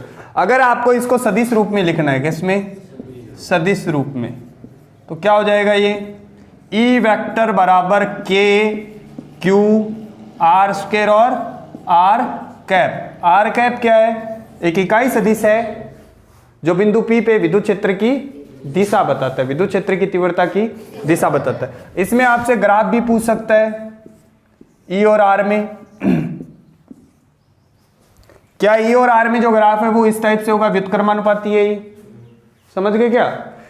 इसके बाद देखो दो चार चीजें और बता देता हूं, सुन लो पहले। अगर आपसे पूछे बिंदु आवेश के कारण विद्युत क्षेत्र की तीव्रता, तो इतना प्रोग्राम लिखना है। क्या लिखोगे कि माना एक बिंदु आवेश है कैपिटल Q, उससे R दूरी पर एक बिंदु है P, जहां आपको विद्युत क्षेत्र की तीव्रता की गणना करनी है। फिर लिखोगे परीक्षण आवेश पर विद्युत बल किसके नियम से, कूलाम के नियम से। ये हो जाएगा विद्युत क्षेत्र की परिभाषा, ये सदिश रूप और ये ग्राफ। इसके बाद ध्यान रखना है, देखो अगर दोनों आवेशों के बीच में कोई माध्यम नहीं है, तो क्या मैं बोलूं निर्वात में विद्युत क्षेत्र की तीव्रता, निर्वात में विद्युत क्षेत्र की तीव्रता क्या होगा, E एयर बराबर KQ R स्क्वायर। के वेगो क्या होगा 1/4 पाई एप्सिलॉन नॉट। क्या वैल्यू पुट दूं यहां, तो एयर में इलेक्ट्रिक फील्ड क्या आ जाएगा Q/4 पाई एप्सिलॉन नॉट और छठोड़ा R स्क्वायर है। बोलो फिर क्या लिखोगे, माध्यम में विद्युत क्षेत्र की तीव्रता क्या लिखूं, E मीडियम K बदलेगो, K बदलेगो, क्यों बदलेगो, माध्यम KQ बटे R स्क्वायर। अठे के होएगो 1/4 पाई एप्सिलॉन। वैल्यू पुटो, E मीडियम बराबर K हो जाएगो, Q हो जाएगो 4 पाई एप्सिलॉन और R स्क्वायर। दोनों समीकरणों का भाग लगाओ, E एयर बटे E मीडियम बराबर क्या होगा एप्सिलॉन बटे एप्सिलॉन नॉट। क्या होता है ये एप्सिलॉन R। क्या एप्सिलॉन R हमेशा एक से बड़ा, तो क्या मैं बोल दूं एयर में इलेक्ट्रिक फील्ड हमेशा बड़ा होता है किससे, मीडियम। बात समझ में आ गई। अब देखो छोटे छोटे क्वेश्चन पूछ सकता है आपसे कि निर्वात में विद्युत बल जो है वो 18 न्यूटन है। कितना है, 18 न्यूटन। इनके बीच में एप्सिलॉन R बराबर 6 रख दिया आपने, तो कितना बल लगेगा, 3 न्यूटन। अरे बोलो, अब आवेश दे देगा, क्या आवेश दे देगा आपको, मान लो आवेश दे दिया उसने 2 × 10⁻⁻7 कूलाम दे दिया, और बल जो है वो दे दिया 18 न्यूटन। कितना, 18 न्यूटन या जो भी है। इलेक्ट्रिक फील्ड पूछ ले तो कौन सा फॉर्मूला लगा दोगे, E बराबर F/Q। F दे रखा है, आवेश दे रखा है, भाग लगा दोगे। इस टाइप से छोटे छोटे क्वेश्चन बनते हैं। चलो आगे, हैं बोलो बोलो, 10 कौन समझ में आया, ठीक है। दोबारा सुन लो, इलेक्ट्रिक फील्ड में आपसे सबसे पहले तो इसकी परिभाषा जो है वो मोस्ट इंपॉर्टेंट है। दूसरी बात इसका मात्रक, तीसरी बात बिंदु आवेश के कारण विद्युत क्षेत्र की तीव्रता, और निर्वात में लगने वाला, निर्वात में विद्युत क्षेत्र की तीव्रता माध्यम से हमेशा ज्यादा होती है। और रटने वाली बात बता देता हूं मैं, 1 से लेकर 4 चैप्टर में, चैप्टर 1 से लेकर 4 तक एक बल आएगा, इसमें इलेक्ट्रिक फील्ड आएगा, विभव आएगा, विद्युत बल आएगा, ऊर्जा आएगी और ऊर्जा घनत्व आएगा। यही है, इतनी चीजें आएगी, एक धारिता और आएगी, ठीक है। माध्यम में ये सारी चीजें क्या होती है, कम हो जाती है। ये भी कम, ये भी कम, ये भी कम, ये भी कम, ये भी कम, ये भी कम, ये ज्यादा हो जाएगी। ध्यान रखने वाली बात क्या है कि 1 से लेकर 4 चैप्टर के अंदर सिर्फ और सिर्फ क्या बढ़ती है, धारिता बढ़ती है, बाकी सारी चीजें क्या हो जाएगी, कम हो जाएगी। इसके बाद एक टॉपिक मैं छोड़ रहा हूं भी, बहु आवेशों के कारण विद्युत क्षेत्र की तीव्रता, जो अपने पहले पढ़ा है। आपका बल क्या आया था? के, क्यू और चिड़िया सा आई एन और क्यू आई बटे आर का क्यूब और यही है। इतना करने के बाद आप लिख सकते हो विद्युत क्षेत्र की परिभाषा से, तो ई वेक्टर बराबर क्या हो जाएगा, यानी कि इसमें भाग दे दो कि इसका टेस्ट चार्ज का क्या बन जाएगा, ये के, और ये सारी चीज यहां वापस आ जाएगी। कर लोगे ये टॉपिक आप? ठीक।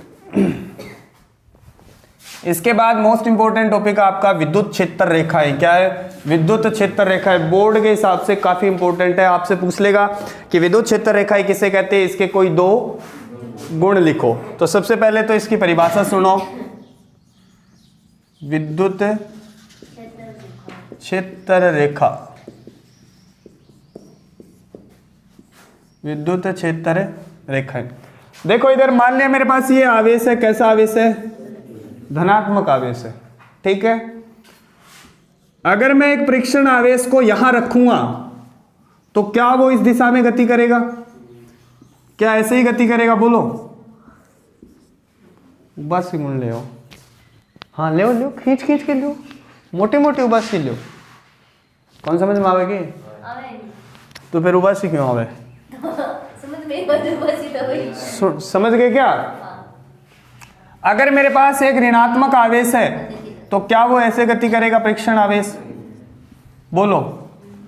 अब अगर मेरे पास एक धनात्मक आवेश है और एक कैसा है? ऋणात्मक आवेश। यहां आपने एक परीक्षण आवेश रख दिया तो ये तो कहेगा मेरे से दूर जा और ये कहेगा मेरी ओर आ, तो क्या ये जो है वो धनात्मक से ऋणात्मक की ओर गति करेगा?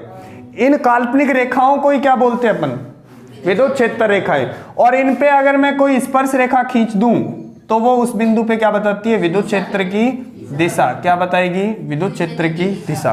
अब परिभाषा सुनो, आवेश या आवेश निकाय के विद्युत क्षेत्र में, आवेश या आवेश निकाय के विद्युत क्षेत्र में परीक्षण आवेश जिस काल्पनिक पथ पे गति करता है उसे क्या बोलते हैं? विद्युत क्षेत्र रेखाएं। या आप ऐसा बोल सकते हो, विद्युत क्षेत्र रेखाएं एक ऐसा काल्पनिक वक्र है जिसपे खींची गई स्पर्श रेखा विद्युत क्षेत्र की दिशा को प्रदर्शित करती है। समझ गए? ये समझा? दोबारा समझो कि है। हाँ हाँ बोल, हाँ बोलो बोलो, बस इतना ही बोलांगा, इतना तो गणा ही है। सुनो, किसी आवेश या आवेश निकाय के विद्युत क्षेत्र में परीक्षण आवेश जिस काल्पनिक पथ पे गति करता है उसे क्या बोलते हैं? विद्युत क्षेत्र रेखाएं। या फिर आप ऐसा बोल सकते हो कि विद्युत क्षेत्र रेखा एक काल्पनिक वक्र है जिसपे खींची गई स्पर्श रेखा उस बिंदु पर विद्युत क्षेत्र की दिशा को प्रदर्शित करती है। अब है इसके गुण, मैं फिर बता रहा हूं, परिभाषा याद कर लेना आप अच्छे से। सुनो, पहला गुण, एकल धनात्मक आवेश के कारण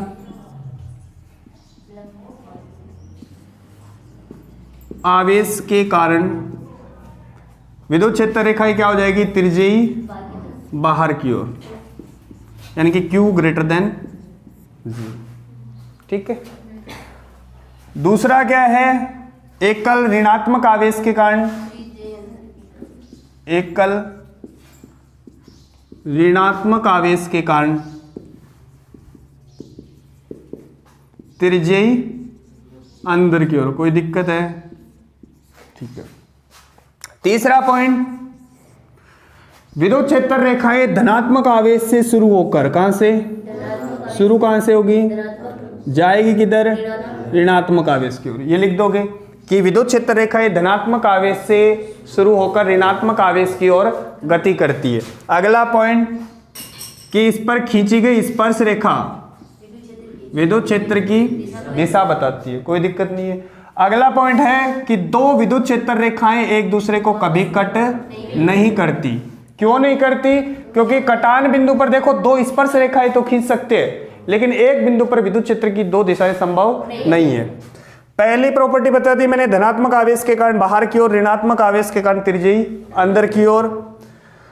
धनात्मक से शुरू होकर ऋणात्मक की ओर गति करती है। स्पर्श रेखा विद्युत क्षेत्र की दिशा बताती है। दो स्पर्श रेखाएं एक दूसरे को कभी नहीं काटती। क्यों नहीं काटती? इसका यह भी रीजन है कि ये किस प्रकृति का बल होता है? संरक्षी प्रकृति का बल होता है। फिर अगली बात है कि विद्युत क्षेत्र रेखाएं बंद लूप का निर्माण नहीं करती। बंद लूप का निर्माण नहीं करती। क्यों नहीं करती? क्योंकि ये जिस बिंदु से शुरू होती है उसी बिंदु पे समाप्त नहीं होती। अरे ये यहाँ संरक्षी नहीं आएगा, यहाँ नहीं है, इसका रीजन है संरक्षी। ठीक है, कि विद्युत क्षेत्र रेखाएं बंद लूप का निर्माण नहीं करती। क्यों नहीं करती? क्योंकि जिस बिंदु से शुरू होती है उसी बिंदु पे खत्म नहीं होती। जैसे मान लो ये प्लस आवेश है, ये कैसा है? माइनस आवेश। तो बंद लूप कब बनता? जब यहां से जाके वापस ऐसे आती। लेकिन ये तीर का निशान ऐसे नहीं लगता, ऐसे लगता है। बोलो ये बंद लूप नहीं है। पहली प्रॉपर्टी दोबारा, पहले परिभाषा दोबारा सुनो कि आवेश या आवेश निकाय के विद्युत क्षेत्र में प्रेक्षण आवेश जिस काल्पनिक पथ पे गति करता है उसे विद्युत क्षेत्र रेखाएं कहते हैं। अर्थात विद्युत क्षेत्र रेखाएं वे काल्पनिक वक्र है जिन पर खींची गई स्पर्श रेखा उस बिंदु पर विद्युत क्षेत्र की दिशा को प्रदर्शित करती है। एकल धनात्मक आवेश के कारण त्रिज्यी बाहर की ओर, ऋणात्मक आवेश के कारण त्रिज्यी अंदर की ओर। सुनते रहो। धनात्मक आवेश से शुरू होकर ऋणात्मक आवेश की ओर गति करती है। विद्युत क्षेत्र रेखाओं पर खींची गई स्पर्श रेखा उस बिंदु पर विद्युत क्षेत्र की दिशा बताती है। दो विद्युत क्षेत्र रेखाएं एक दूसरे को कभी नहीं काटती, क्योंकि कटान बिंदु पर दो स्पर्श रेखाएं तो खींच सकती है, लेकिन एक बिंदु पर विद्युत क्षेत्र की दो दिशाएं संभव नहीं है। विद्युत क्षेत्र रेखाएं बंद लूप का निर्माण नहीं करती, क्योंकि विद्युत क्षेत्र रेखाएं जिस बिंदु से शुरू होती है उसी बिंदु पे खत्म नहीं होती। तेरे नाम से शुरू नहीं होती, तेरे नाम पे खत्म नहीं होती। प्लस से शुरू होती है, ऋणात्मक पे खत्म होती है, क्योंकि ये संरक्षी प्रकृति का बल है। आगे आगे सांस फूल गया। आगे सुनो, अभी समाप्त नहीं हुआ है ये प्रोग्राम।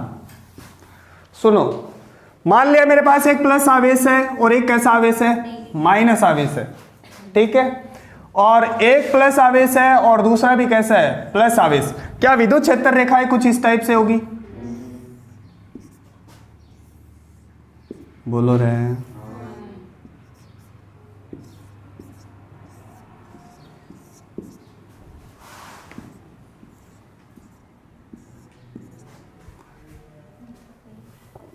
क्या मैं बोल दूं Q1 Q2 का जो मल्टीप्लाई है वो 0 से छोटा होगा?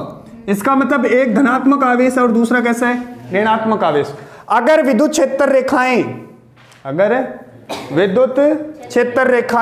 लंबाई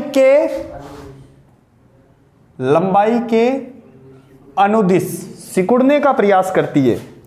अरे समझ गया नहीं? अगर विद्युत क्षेत्र रेखाएं लंबाई के अनुदिश या लंबू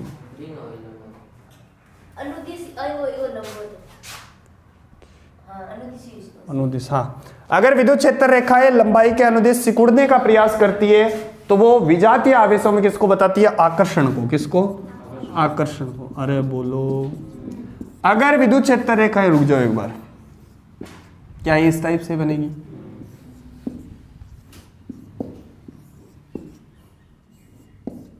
समझ गया होगा यार। अगर विद्युत क्षेत्र रेखाएं लंबाई के लंबवत फैलने का प्रयास करती है तो वो सजातीय आवेशों में प्रतिकर्षण को बताएगी। क्या मैं बोल दूं? Q1 Q2 ग्रेटर देन 0 और क्या लगेगा इनके बीच में? प्रतिकर्षण। कैसा कर्षण? प्रतिकर्षण।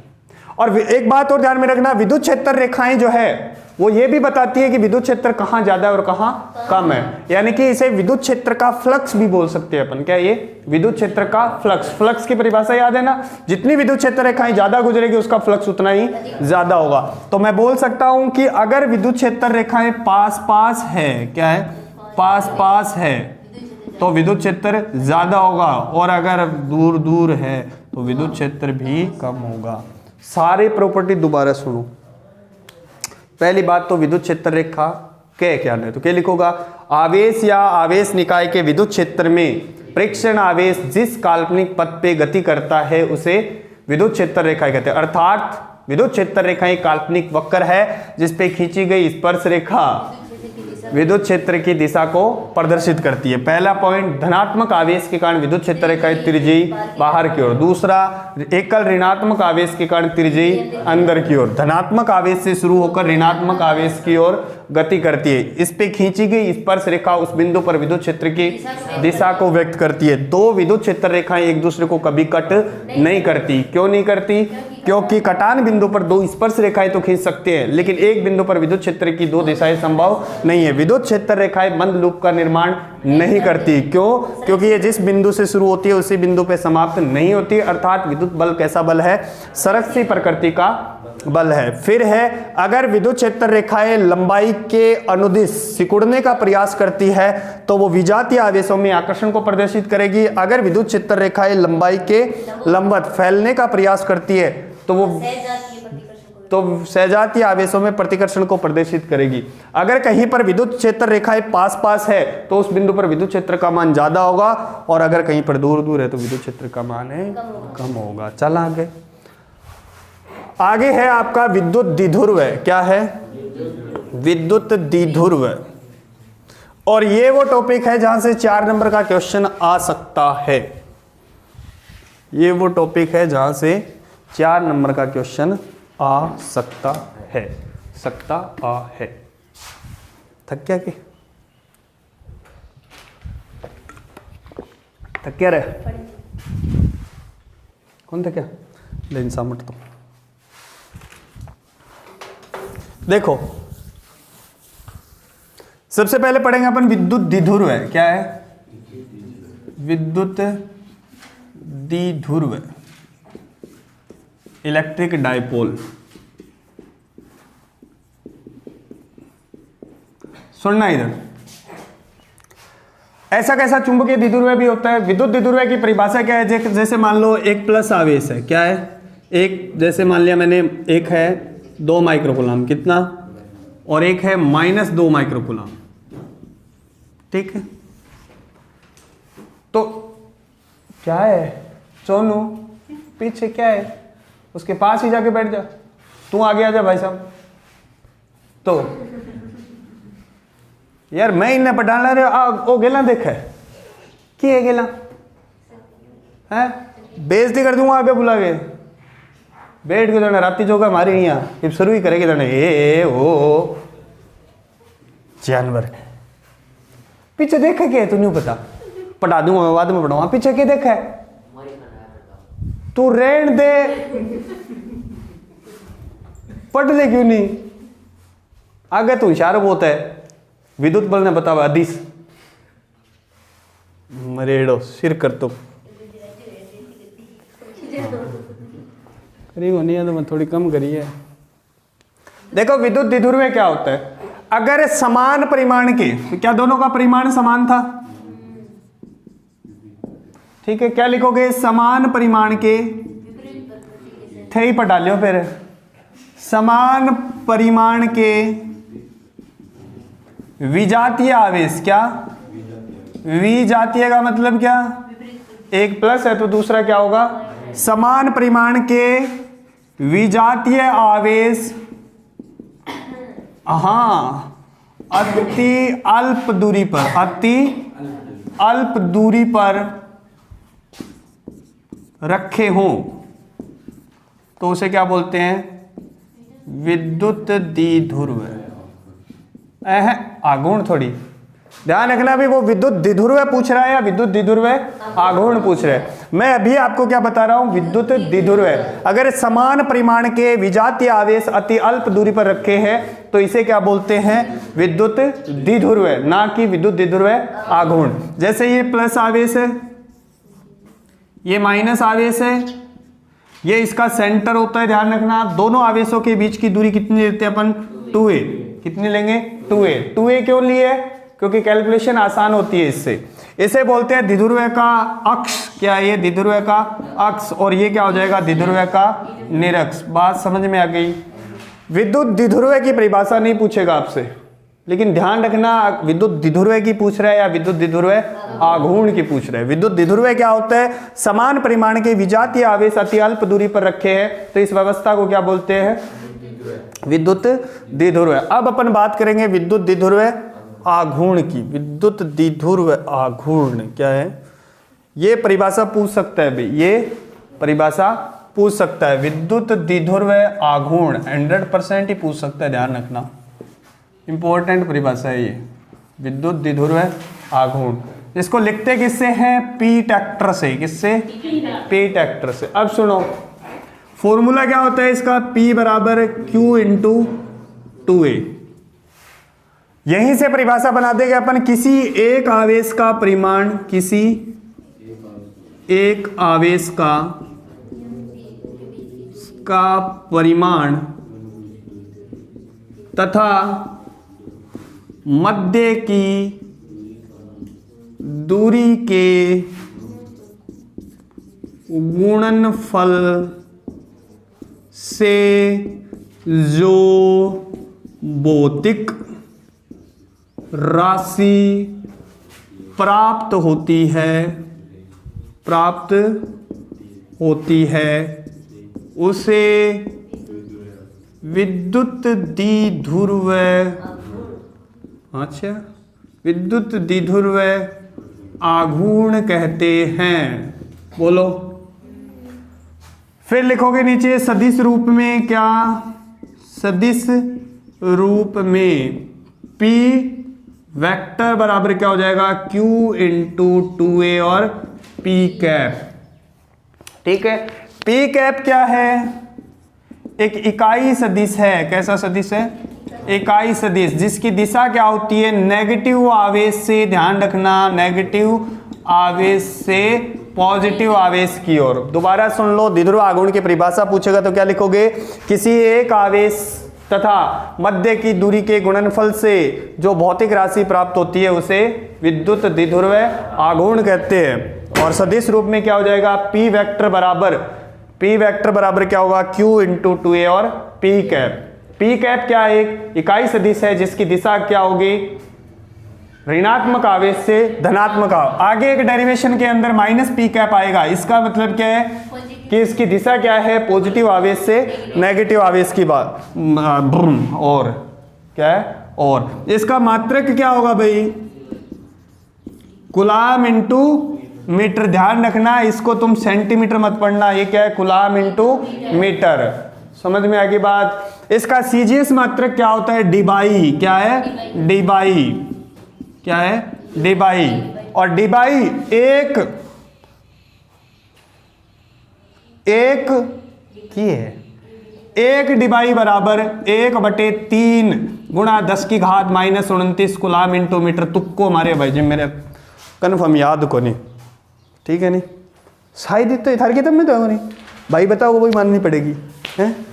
हाँ, तो एक ये सीजीएस यूनिट है और केमिस्ट्री के अंदर आती है, खटा है केमिस्ट्री, बात है ना, घनी आती होगी। हाँ, तो लटकाडी रखे। हाँ, सुनो रहे थे तो एक तो बात लगा लो मैंने बीच में। सुनो, विद्युत द्विध्रुव आघूर्ण क्या होते हैं, किसी एक आवेश के परिमाण, सुनो, किसी एक आवेश के परिमाण तथा उनके मध्य की दूरी के गुणनफल से जो भौतिक राशि प्राप्त होती है उसे द्विध्रुव आघूर्ण कहते हैं। ये कैसी राशि है, एक सदिश राशि है जिसकी दिशा क्या होती है, ऋणात्मक आवेश से धनात्मक आवेश की ओर। इसका फॉर्मूला क्या होता है, P वेक्टर बराबर Q इंटू 2A और P कैप। जब भी कोई परिभाषा पूछे और अगर उसके अंदर फॉर्मूला है तो वो फॉर्मूला जरूर लिखना है। बात समझ में आ गई, अरे बोलो, गड्डी सी चला। इसका मात्रक क्या होगा, कूलाम इंटू मीटर।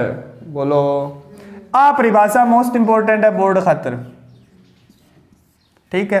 अब है विद्युत द्विध्रुव के अक्ष तथा निरक्ष पर, क्या है, अक्ष तथा निरक्ष पर विद्युत क्षेत्र की तीव्रता। और ये उस 4 नंबर वाले क्वेश्चन के लिए इंपॉर्टेंट है। अभी किसके लिए, 4 नंबर को क्वेश्चन ध्यान बेरो ये है।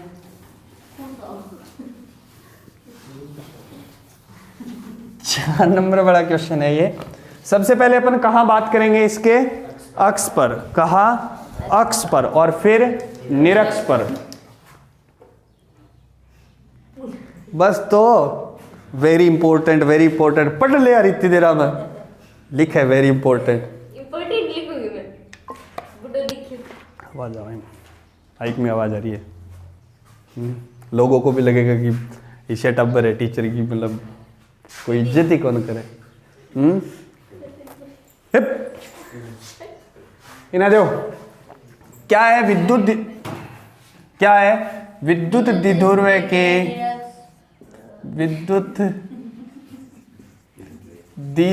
के अक्ष पर विद्युत अरे विद्युत क्षेत्र है, विद्युत क्षेत्र की तीव्रता। अच्छा पकड़ के ले गुरु जी कहता हूँ। विद्युत द्विध्रुव के अक्ष पर विद्युत क्षेत्र की तीव्रता, ईमानदारी से समझना भी। बेटा इधर देखो, ये मान लिया मैंने प्लस क्यू आवेश है। क्या है? किस बिंदु पे रखा है? ए पे। ये कैसा आवेश है? Minus Q. ये कहाँ रखा हुआ है? बी पे। ये इसका सेंटर है। दोनों आवेशों के बीच की दूरी कितनी है? 2a। ठीक है, आप लिखोगे कि माना एक विद्युत द्विध्रुव है जिसमें दोनों आवेशों के बीच की दूरी कितनी है? 2a। इतना तो लिख दोगे कि माना एक विद्युत द्विध्रुव है जिसमें दोनों आवेशों के बीच की दूरी कितनी है? 2a। इसके अक्ष पर, इसके केंद्र से स्मॉल r दूरी पर एक बिंदु है P, जहां आपको क्या निकालना है? विद्युत क्षेत्र की तीव्रता। बोलो, इस प्लस आवेश के कारण विद्युत क्षेत्र की दिशा क्या होगी?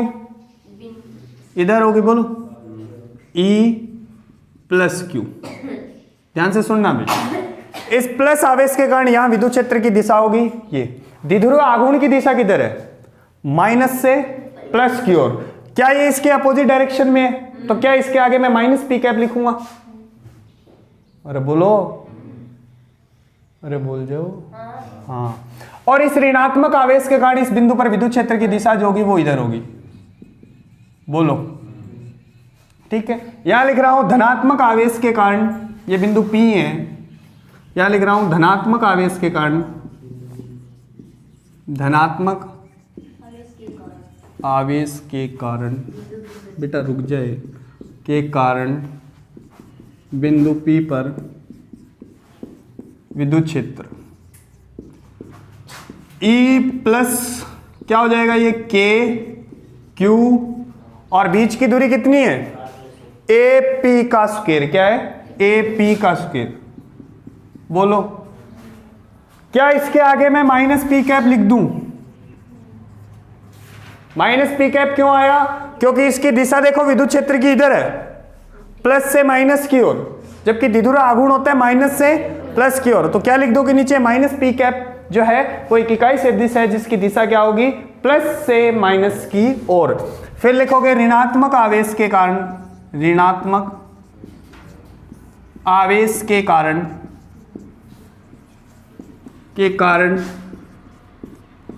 बिंदु P पर विद्युत क्षेत्र क्या होगा? E माइनस क्यू के क्यू, नीचे क्या लिखूं? बीबी नहीं, बीपी का स्क्वायर। क्या? बीपी का स्क्वायर। और क्या लग जाएगा? पी कैप, क्योंकि इसकी दिशा इधर ही है और द्विध्रुव आघूर्ण की भी दिशा यही है। नीचे लिखोगे बिंदु P पर रुकजर नेट परिणामी विद्युत क्षेत्र क्या है? किसके नियम से? अध्यारोपण के सिद्धांत से। अध्यारोपण के सिद्धांत से क्या हो जाएगा? ई अक्ष क्या लिखूं? पहले माइनस आरो लिख दो, प्लस। बोलो, यही होगा। एक बात और सुन लो, परिणामी विद्युत क्षेत्र ओके है मेरे को नहीं प्रोग्राम कर दोगे? सुनना इधर, क्या सुन लो, सुनो, बताओ E प्लस ज्यादा होगा कि E माइनस ज्यादा होगा? परिमाण में माइनस। क्यों? क्योंकि ये आवेश इस P बिंदु के नजदीक है और ये जो आवेश है इस P बिंदु से दूर है, इसलिए इसका परिमाण कम होगा और इसका परिमाण ज्यादा होगा। क्या परिणामी विद्युत क्षेत्र इधर आएगा? क्या मैं बोल दूं अक्ष पे जो विद्युत क्षेत्र की दिशा है वो द्विध्रुव आघूर्ण की दिशा में होती है, यानी कि P की दिशा में होगा। सुने ही को नहीं? क्या परिणामी विद्युत क्षेत्र इसी दिशा में होगा? तो दोनों वैल्यू रख दो इसमें। क्या हो जाएगा? ये E अक्ष के Q BP square P cap minus आ जाएगा। क्यों आएगा? क्योंकि इसके साथ माइनस है बेटा, इन्हें समझ में आएगी, आवेगी फिर ही ठीक है, भूलने नहीं बेटा, यहाँ देख देना जाने पर आगे कोई गुनाह कर दियो मैं। ओके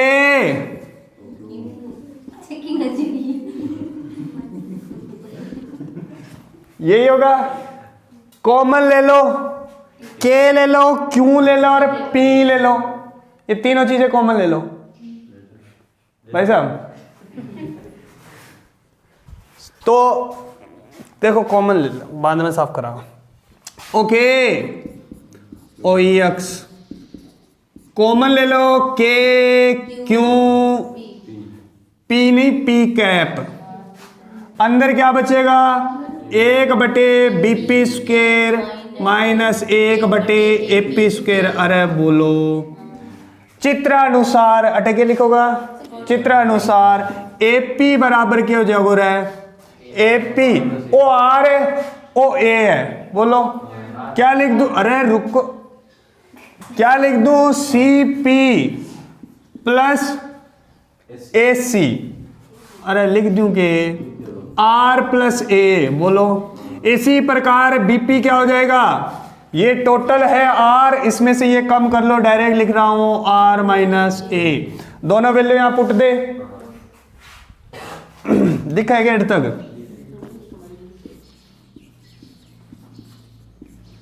ओके ओ क्यों ओ पी, बोलो अटे क्या होगो आर माइनस ए गो whole square minus 1/r plus A गो होल स्क्वायर, बोलो रे इन्हें साफ कर दो, ठीक कर दो खरे कुछ।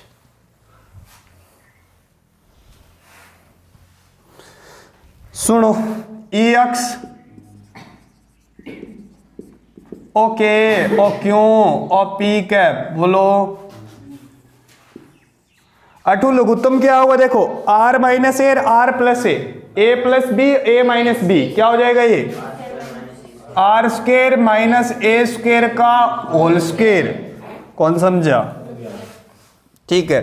अब अटू देखो डायरेक्ट लिख दूंगे आर प्लस ए का whole square minus R minus A का होल स्क्वायर, बोलो समझ गया कि खोल लो। ओ ई अक्स के बने रहे के क्यों पी कैप, इसको खोलोगे आप तो R square plus A square plus 2ar, बोलो minus R square minus A square plus 2ar बटा R square minus A square का होल स्क्वायर, क्या डिच क्यों 2 और 2 4। एक कंडीशन और लगा दो, देखो जो बीच की दूरी होवे ना वह बहुत कम हो है, तो आप आ कंडीशन लगा सका कि आर के है बहुत ही बड़ो है क्या हूं ए हूं, यानी कि R square minus A square लगभग कितना हो जाएगा आर स्क्वायर। तो यहां मैं कितना चिपका सकता हूं आर स्क्वायर, साफ कर दूं इसी में प्रोग्राम निपटा देता हूं। क्या बनेगा ये, यानी कि r की पावर 4, क्या बचेगा r की पावर 4। अरे बोलो ये r की पावर 4 हो गया। देखो 2ar और 2ar कितना हो जाएगा 4ar। तो देखो ई अक्स ओके 2 4 इंग्स आगे लिख दियो क्यू, इंग्स आगे लिख दियो 2a और p कैप और r, बोलो 4 हो गया के समझ गए ने। नीचे की है r की पावर 4, एक r कैंसिल हो जाएगा, कितनी बच गई r की पावर 3। ओके ओ p तो k बनेगा ई अक्स बराबर 2kp वेक्टर बटे r क्यूब। और क्या बोल सकता हूं कि अक्स पे जो विद्युत क्षेत्र की दिशा है वो द्विध्रुव आघूर्ण की दिशा में आएगी। बोलो बात समझ में आएगी क्या? अक्स पे जो विद्युत क्षेत्र है उसकी दिशा द्विध्रुव आघूर्ण की दिशा में। ये आपका एक 4 नंबर वाला क्वेश्चन हो गया है। अब पढ़ते हैं विद्युत द्विध्रुव के निरक्ष पर विद्युत क्षेत्र की तीव्रता।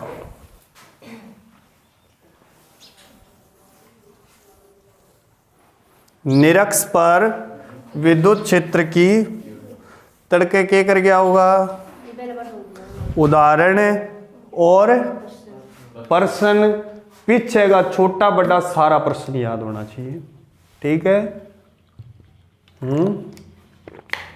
फिर आप चैप्टर नंबर 2 सेकंड हो कि 2, चलो आज बेरो तो पढ़े हो। निरक्ष पर, कहाँ? निरक्ष पर।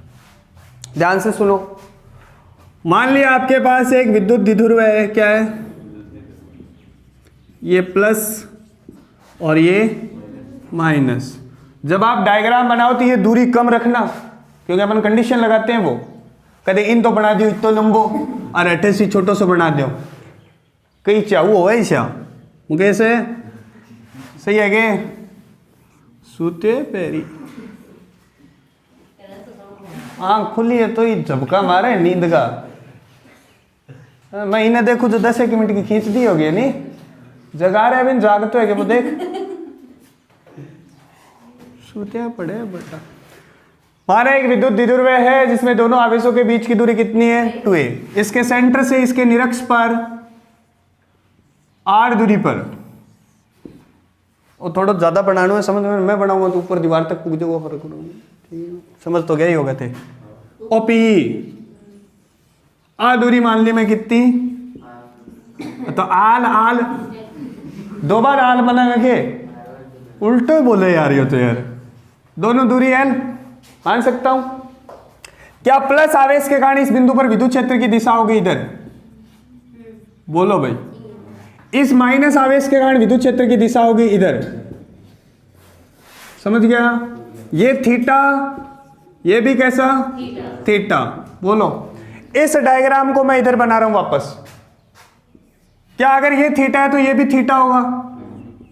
समझ गया कि इस डायग्राम को मैं फिर से बना रहा हूं भाई। एक विद्युत क्षेत्र इधर है, ये E प्लस और ये E माइनस, क्या ये थीटा, क्या ये थीटा? अब अपन क्या करेंगे, क्या मैं बोल सकता हूं कि E प्लस क्यू का परिमाण बराबर है किसके? E माइनस क्यू के, और वो कितना है? के क्यू अपॉन एल स्क्वायर है। देख लो, ये L है और आवेश कितना है? Q। E प्लस क्यू तथा E माइनस क्यू को घटकों में वियोजित करने पर निरक्ष के अनुदिश घटक कौन सा आएगा? साइन थीटा, और इधर भी क्या होगा? ये प्लस है और ये साइन थीटा। क्या इधर वाले कंपोनेंट ऐड हो जाएंगे? E plus Q cos theta और E minus Q cos theta. क्या द्विध्रुव आघूर्ण की दिशा इस दिशा में? क्या परिणामी विद्युत क्षेत्र आया इस दिशा में? पहली बात तो ये, क्या निरक्ष पर विद्युत क्षेत्र की दिशा जो है वो द्विध्रुव आघूर्ण की विपरीत दिशा में है? अरे बोलो। क्या ये भी बोल सकता हूं मैं, अक्ष के अनुदिश घटक जो है वो परिमाण में समान तथा दिशा में विपरीत होने के कारण एक दूसरे को निरस्त कर देंगे, लेकिन अक्ष के अनुदिश घटक जो है वो समान दिशा में है, इसलिए बिंदु P पर परिणामी विद्युत क्षेत्र उत्पन्न करते हैं। बोलो, दोबारा सुन लो के लिए। माना एक विद्युत द्विध्रुव है जिसमें दोनों आवेशों के बीच की दूरी कितनी है? 2a। इसके केंद्र से, हाँ फिर राती जो करो प्रोग्राम, हाँ क्या बोलूं, हाँ इसके केंद्र से इसके निरक्ष पर r दूरी पर एक बिंदु P है जहां आपको विद्युत क्षेत्र की तीव्रता की गणना करनी है। फिर ये प्रोग्राम हो जाएगा। फिर क्या लिखोगे? E प्लस क्यू तथा E माइनस क्यू को अक्ष के अनुदिश तथा अक्ष के लंबवत, एक ही बात है, अक्ष के अनुदिश तथा अक्ष के लंबवत घटकों में वियोजित करने पर अक्ष के लंबवत घटक परिमाण में समान तथा दिशा में विपरीत होने के कारण एक दूसरे को निरस्त कर देते हैं। अतः बिंदु P पर परिणामी विद्युत क्षेत्र E निरक्ष के लिखूं, कितना घटक है? 2 कोस थीटा। बोलो सॉरी, क्या ये A है? इस ट्रायंगल से क्या मैं कोस थीटा की वैल्यू निकाल सकता हूं? कोस थीटा क्या होगा? हैं? A बटे L। तो क्या ये हो जाएगा A बटे L। क्या ये वैल्यू यहाँ चिपका दूंगा। क्या E प्लस क्यू का भी मान है आपके पास, तो क्या बनेगा देखो, E निरक्ष 2KQ और ये क्या हो जाएगा A L क्यूब हो जाएगा। बोलो क्या मैं इसे ऐसे लिख सकता हूं, E निरक्ष क्या होगा K Q 2A upon L cube. बोलो क्या ये P का परिमाण है, और L क्या निकालोगे, क्या ये 90 डिग्री का कोण है, क्या ये L निकाल सकते हो आप। L क्या हो जाएगा यहां से R square plus A square की पावर कितनी 1/2। तो क्या E निरक्ष जो है वो बनेगा क्या बनेगा KP और नीचे क्या आएगा R square plus A square की पावर 3/2। फिर कौन सी कंडीशन लगा देंगे कि R क्या है, बहुत बड़ा है किससे, A से, यानी कि R square plus A square लगभग कितना हो जाएगा R स्क्वायर। तो फाइनल आंसर क्या आएगा, E निरक्ष बराबर KP अपॉन R क्यूब, यही है। अब देखो द्विध्रुव आघूर्ण इस दिशा में और विद्युत क्षेत्र है इस दिशा में, क्या इसका सदिश रूप भी लिख सकता हूं मैं। सदिश रूप क्या हो जाएगा, ये E निरक्ष बराबर माइनस KP ट्रैक्टर बटे R क्यूब। बोलो क्या ये भी लिख सकता हूं, E अक्ष बटा E निरक्ष का परिमाण कितना है 2/1। बोलो उसमें 2 था और इसमें 2 नहीं है। क्या इसकी दिशा द्विध्रुव आघूर्ण की दिशा में होती है, क्या इसकी दिशा द्विध्रुव आघूर्ण की विपरीत दिशा में होती है। इस चैप्टर का लास्ट टॉपिक क्या है, लास्ट टॉपिक एक समान विद्युत क्षेत्र में द्विध्रुव पर बल आघूर्ण। एक समान विद्युत क्षेत्र में द्विध्रुव पर बल आघूर्ण। एक समान विद्युत क्षेत्र में द्विध्रुव आघूर्ण पर बल।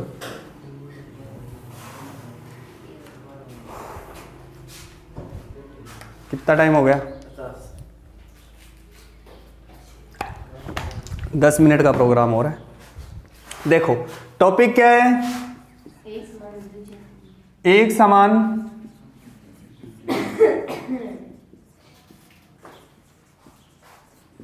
विद्युत क्षेत्र में द्विध्रुव पर बल तथा बल आघूर्ण। ठीक है, माना एक समान विद्युत क्षेत्र है, क्या माना एक समान विद्युत क्षेत्र है जिसमें चित्रानुसार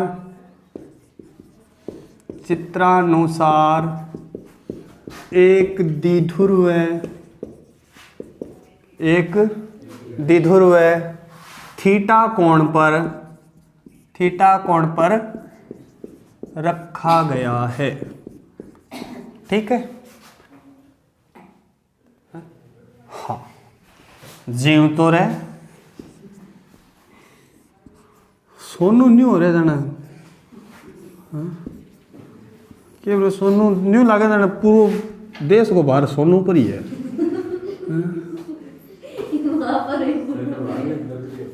हैं सोनू नहीं है लागे जाना, बस ये क्या हो गो। अरे की कौन नहीं हुआ, वो सिस्टम इशू हुआ, सब कुछ नहीं होगा, तो टेंशन मत ले। टेंशन है किधर है, रखा कर तो बेटा थोड़ी थोड़ी टेंशन तो रखा कर।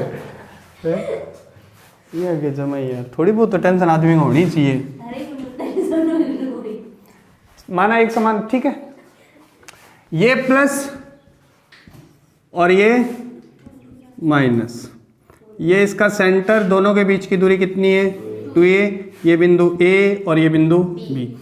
क्या धनात्मक आवेश जो है वो विद्युत क्षेत्र की दिशा में जाएगा, तो इस पे बल लगेगा F वेक्टर बराबर QE। बोलो, और ये इसके विपरीत दिशा में, F वेक्टर बराबर माइनस QE। बताओ इस द्विध्रुव पर कुल बल शून्य है क्या? एक बल इधर लग रहा है, दूसरा बल इधर लग रहा है, तो इस पे परिणामी बल शून्य होने के कारण क्या लिखोगे आप कि धनात्मक आवेश जो है वो विद्युत क्षेत्र की दिशा में गति करते हैं और ऋणात्मक आवेश विद्युत क्षेत्र की विपरीत। दोनों बलों का परिमाण समान है तथा दिशा विपरीत है, अतः इस पे कुल बल कितना लगेगा? शून्य। अतः ये किसी प्रकार की स्थानांतरित गति नहीं करेगा। ऐसा नहीं है कि डायपोल यहां से उठ के उधर चला जाएगा या इधर आ जाएगा, ये रहेगा अपनी जगह पे। क्यों? क्योंकि इस पे परिणामी बल कितना है? जी। जैसे ये मान लो ये डायपोल है, एक बल इधर लग रहा है, दूसरा बल इधर लग रहा है, तो क्या ये अपने अक्ष पे ऐसे घूर्णन करेगा? घूर्णन तो करेगा लेकिन आगे नहीं जाएगा। बात समझ में आ गई? दोबारा सुन लो कि माना एक समान विद्युत क्षेत्र है जिसमें चित्रानुसार एक द्विध्रुव थीटा कोण पर रखा गया है, और ये जो कोण है वो किस किस के बीच में होता है? क्या ये P है? क्या इसकी दिशा ऐसे होगी P वेक्टर की? बोलो, यही है। क्या इलेक्ट्रिक फील्ड और इसके बीच का कोण जो है वो थीटा है। ये कोण किस किस के बीच में? P व E के बीच में। बोलो, समझ में आ गई बात? क्या इसमें दोनों जो बल लग रहे हैं उनका परिमाण समान और दिशा विपरीत है, अतः कुल बल कितना होगा? शून्य। दोनों बलों की क्रिया रेखा अलग अलग होने के कारण, इस क्रिया रेखा का मतलब भी समझ गए क्या? जैसे ये पेन है, अगर इस पे मैं एक बल इधर लगाऊं, दूसरा बल इधर लगाऊं, तो क्या ये घूर्णन करेगा? नहीं करेगा, क्योंकि दोनों बलों की क्रिया रेखा एक है। एक पे बल इधर लगाया, इसकी क्रिया रेखा ये है, दूसरे पे बल इधर लगा रहा हूं, क्या दोनों की क्रिया रेखाएं अलग अलग है? तो क्या ये अपने अक्ष पे घूर्णन करेगा? तो यह लिखोगे दोनों बलों की क्रिया रेखा अलग अलग होने के कारण इस पे क्या लगेगा? बल आघूर्ण। बल आघूर्ण का फॉर्मूला जो होता है, बल आघूर्ण, वो होता है किसी एक बल का परिमाण और दोनों बलों के बीच की लंबवत दूरी। क्या ये बल है? क्या इनके बीच की लंबवत दूरी यही है?